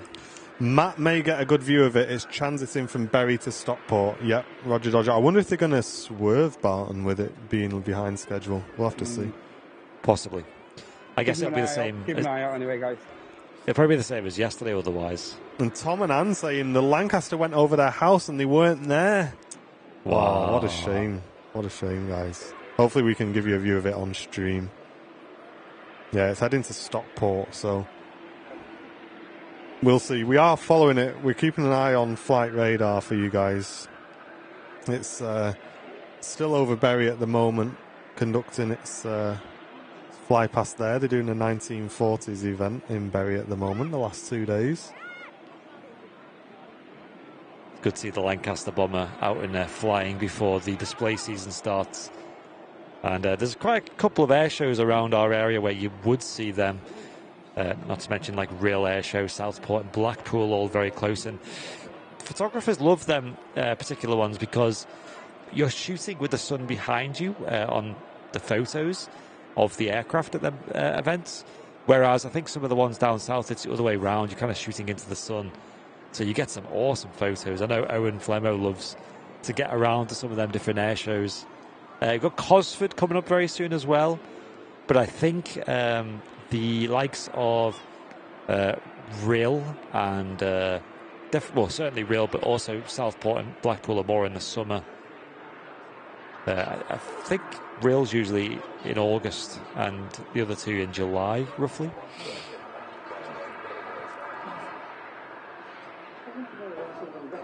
No problem, Paul. It sounds like YouTube chat's been a bit of an odd one today. Appreciate the effort anyway.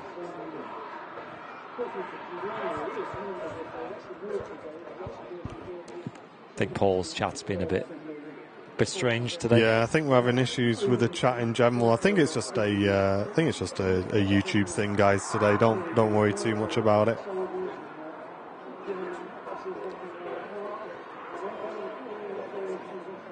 Would be interesting to see this Lancaster again because yesterday we seen it at Barton. It was in a formation yesterday with the Spitfire and the Hurricane. So might be cool to see that again if that's the case. But although I think it's just a Lancaster this time round. Let me grab it on my radar as well.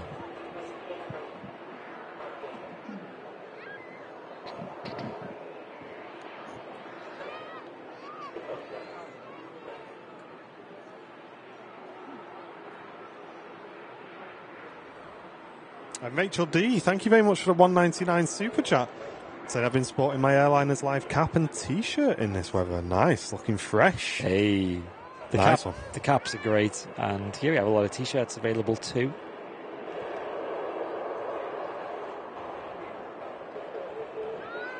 Turning overhead Barton, then direct to Stockport. Says Airliners Live ATC in the chat. Great, let's keep an eye out. Yeah, we may not see it. It's gonna go north of the field then, isn't it?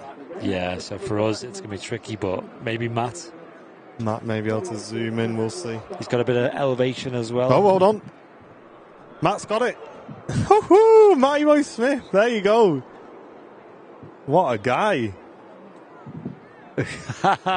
What a legend. There you go, folks. I did not think we were going to see that. Wow. There it is, the Lancaster in the distance. And if you can spot that at all and give us some 4K on that. Whereabouts are you looking, Matt? Yeah, I don't know where I'm looking.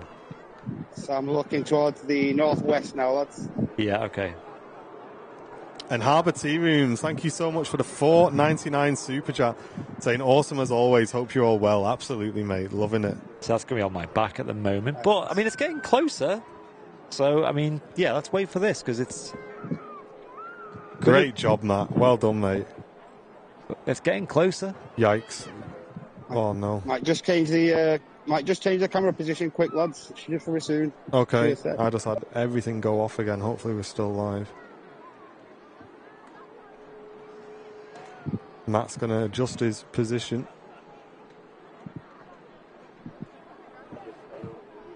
Eagle eyes himself. He's looking towards the Radisson, Andy, if that gives you any sort of I know bearing. I think I know where it is, but also we've got all this, like, the hangar and the run-up bay in the way, so we can't actually see it. But it will emerge, and hopefully a really good view as well. Yeah, bear with us, guys. We are looking for it. We'll bring it to you as and when we can. Oops. Eagle Eye Smith is on the case. He's just adjusting some tripods and cameras. Mrs. Allies, I say, still live. Mega. Oh, yes, he's got a banking shot of it as well. Nice. Matt's the guy for this. Laurie, thanks for the 5 gifted. Thank you so much, Laurie. Look at this. There you go. Going to be performing where the ILS is, so Andy should get it. Oh, right, okay. Yeah, that was my thought, because Stockport's... I wonder where it'll go after that. What route it'll take back to Liverpool. Can't quite see it just yet. I know for a fact it'll be visual soon for us here at the Runway Visitor Park. A lot of people with their heads on a swivel at the moment. Maybe they know. Get Airliners Live on. And these cameras do have a really good zoom on them, so might be in luck. I'm not eyes on with it. I can't see either. I just wonder if it's a bit too low that it's behind some of the buildings.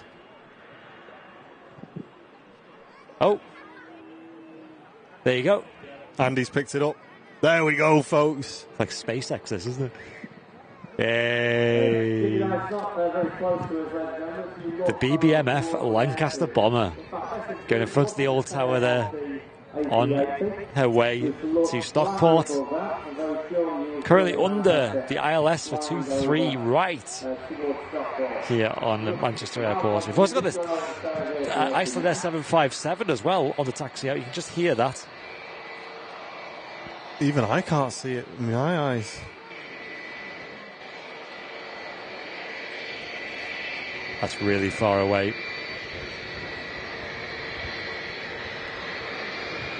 Oh, look at that, the right hand turn. Whoa, nice. That's awesome, man. That is so good. Oh, yes.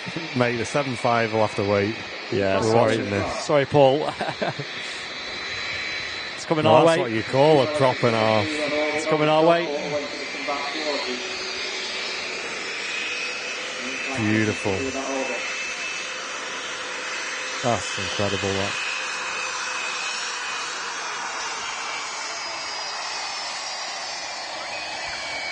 I don't even know where you're looking, mate. I can't see it. Behind the Icelandair right now. Is it? Yeah. Maybe I've got the heights to see, I don't know. I know, I actually can't see it with my own eyes. Well done, guys. I guess we'll end it on this 757 takeoff as well. Well, let's see where it goes. See if we can just keep it in view. Oh, here we go. This is what we want to see. That is great. I'm so focused. There's the Emirates A380 Right, so that tail. gives me a reference of where it is. Okay. Yeah. So that was the Emirates A380 in the foreground. Got some lampposts as well scattered on the apron. Let's hit some likes if we can, guys, for this view today.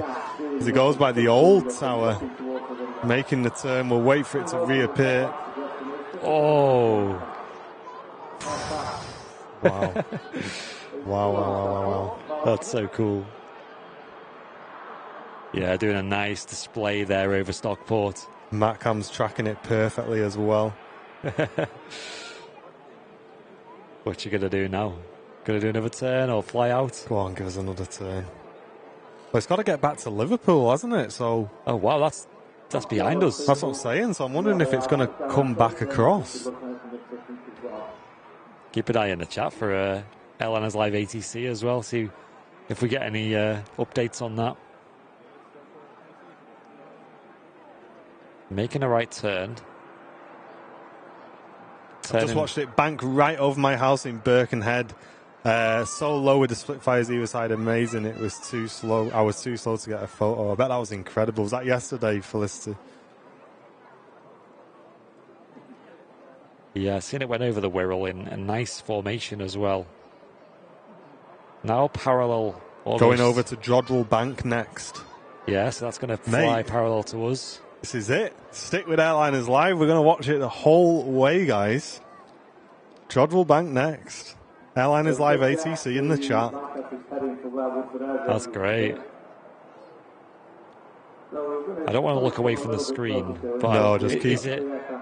I assume it's not massively obvious in the sky where it is. Some mad bug just land on my head then. That was mental, that. It's like black and red. Don't make me laugh. Little demon. I'm very focused right now. Want to stay bait? You have no trouble. Oh, I can see it. Nice, I can actually see it. It's going to be overhead the TUI Dreamliner. Right over the TUI, Matt, if you can see that from where you are. Just going to wait from behind the tower now. Buzzing. Making a bank to the left, it looks like. Left-hand turn. Navigating towards Jodrell Bank, which is a observatory. Oh, no way, Airliners Live ATC. Manchester Airport, come on. It's asked for a 05 low approach, but it's been told it's too busy. Oh. Just tell the Ryanair to Malaga to wait for 5 minutes. Oh. Come on, guys. Good grief. How many times are we going to see this in our lifetime? And we're going to Cheers, man. say no because of Ryanair wants to go. Boo. Surely they would have been pretty gutted to say that as well. It's all slot times, and it's just going to mess up the slot times, probably. What a shame. Wow, what a view. Flying parallel to us. A Lancaster bomber. I'm sorry, guys, about missing the 757, but we are at Manchester. I don't think anybody would mind. We are at Manchester. We do see them quite often anyway. Ask again, go on. Yes, ask one more time. Go on. Pretty please. I'll buy you. Guys, everyone in that we'll get you all a steak bake. Just give him one fly pass. Imagine that if it flew past here, mate. Low flyby. Oh. Mate, that would have been the dream. But we'll follow it, guys. We'll bring you everything that we can. Routing direct to Coningsby now. Okay, it's going home then. Oh, we'll stick with it for as long as we can, folks. And there you go. Let's get some 10 out of 10s in the chat. It was great to see it all the same. I'm just really happy that we saw it, guys. Because, that's... They tried with the 05, though. That was here at Manchester Airport, so... I mean, it is a busy airport. There's a lot of traffic to sequence, so it is what it is. A little bit of a shame, but it is what it is. But listen, I think we got an incredible view of that all the way from Bury. Matt Camp-Smith tracking it in like a boss. Switched over to Andy just because we could get it in the 4K. And you two did an absolutely mint job tracking that. Nice one, boys. Nice, thank you. Hope you enjoyed that, guys. A little bit of an extra bonus on today's show. I'm curious how clear that plane comes out for you guys. Yeah, a lot of heat haze, but I think it was worth it. It was absolutely worth it. We even seen the full display basically over Stockport. Complete bonus.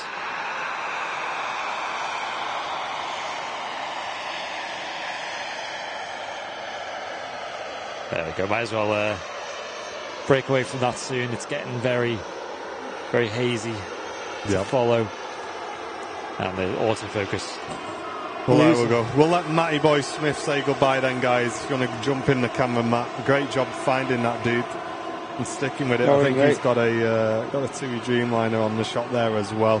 Hope you all enjoyed that in the chat as well. Really, really excited that we got to see that and bring you that footage as well. That was so good. So, thanks for all the 10 out of 10s and everything in the chat. The eagle eye that is Matt Smith. And now, Andy has got the t-shirt as well, tracking that all the way for us. Absolutely mega. I tried. Thank you. That was great. Thanks all for the support today as well. It's been huge. This is our Super Sunday show. We're live every Sunday. And there's no midweek show this week per se. So 10 a.m. On Wednesday, we probably won't be live, but we might be. But that means that the next Manchester midweek show will be Wednesday after that from 4 p.m, guys. We're on the summer schedule, so to speak, which means we're doing the evening shows on Wednesdays, which I'm sure is very delightful for a lot of people in the United States or the Americas in general, but also people who have like work commitments in the day here in our time zone on a Wednesday. So it means you can tune in from 4 p.m. till about 7:30. And we're going to wrap them shows up with the arrival of the King of the Skies evening service. Absolutely. We've got Matt Cam Smith on camera as well. He's saying goodbye to everybody. There he is. What a legend, Matty boy. Nice one, dude. Feel free to wrap up as well, mate. Thank you very much, dude. Great job. And that's it from us here at Airliners Live, ladies and gents. An awesome show. I hope you enjoyed it. And that just, for me, that just topped it off. What a way to wrap up today's show with the Lancaster twice in 2 days. I've not seen it before. Yeah. So for me, that was it. That was well worth. Guys, thanks for all the support. Tons of Airliners Live gifted memberships and donations coming into the stream today. You've all been incredibly generous. Thanks for all the likes as well. All the viewers tuning in, over 2,000 viewers throughout today's show. Lots going on. Mega show. And keep your eye open for next week for updates as we move a few things around, bring you a few little bits of bobs here and there. And for those who love the GA stuff, bonus show from Barton Saturday, guys. Put it in your diaries. Saturday, about 11 a.m. we're going to be live from Barton, so make sure you're there or be square. From Brownie up on the roof, thank you. Wearing his t-shirt, available at airlinerslive.com, and the cap is in stock as well. And for myself, Martin, in the limited edition, one of two You Don't Build a Rocket for the Ad Revenue t-shirt, not available anywhere. We'll see you next time. Take it easy, guys. Thanks for tuning in. Nice one. Gotta see you. Gotta see you, Brownie.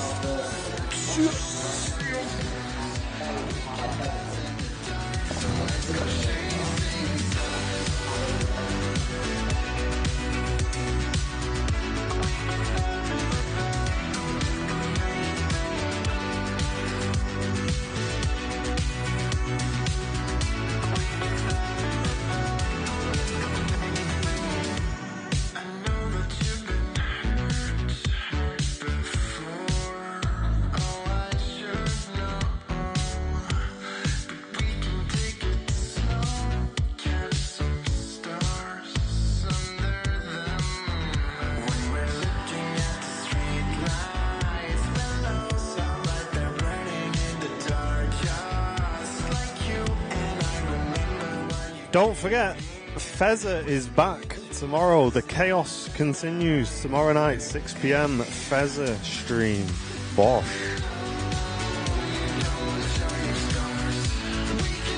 Press the wrong button. You won't have me on Radio 1.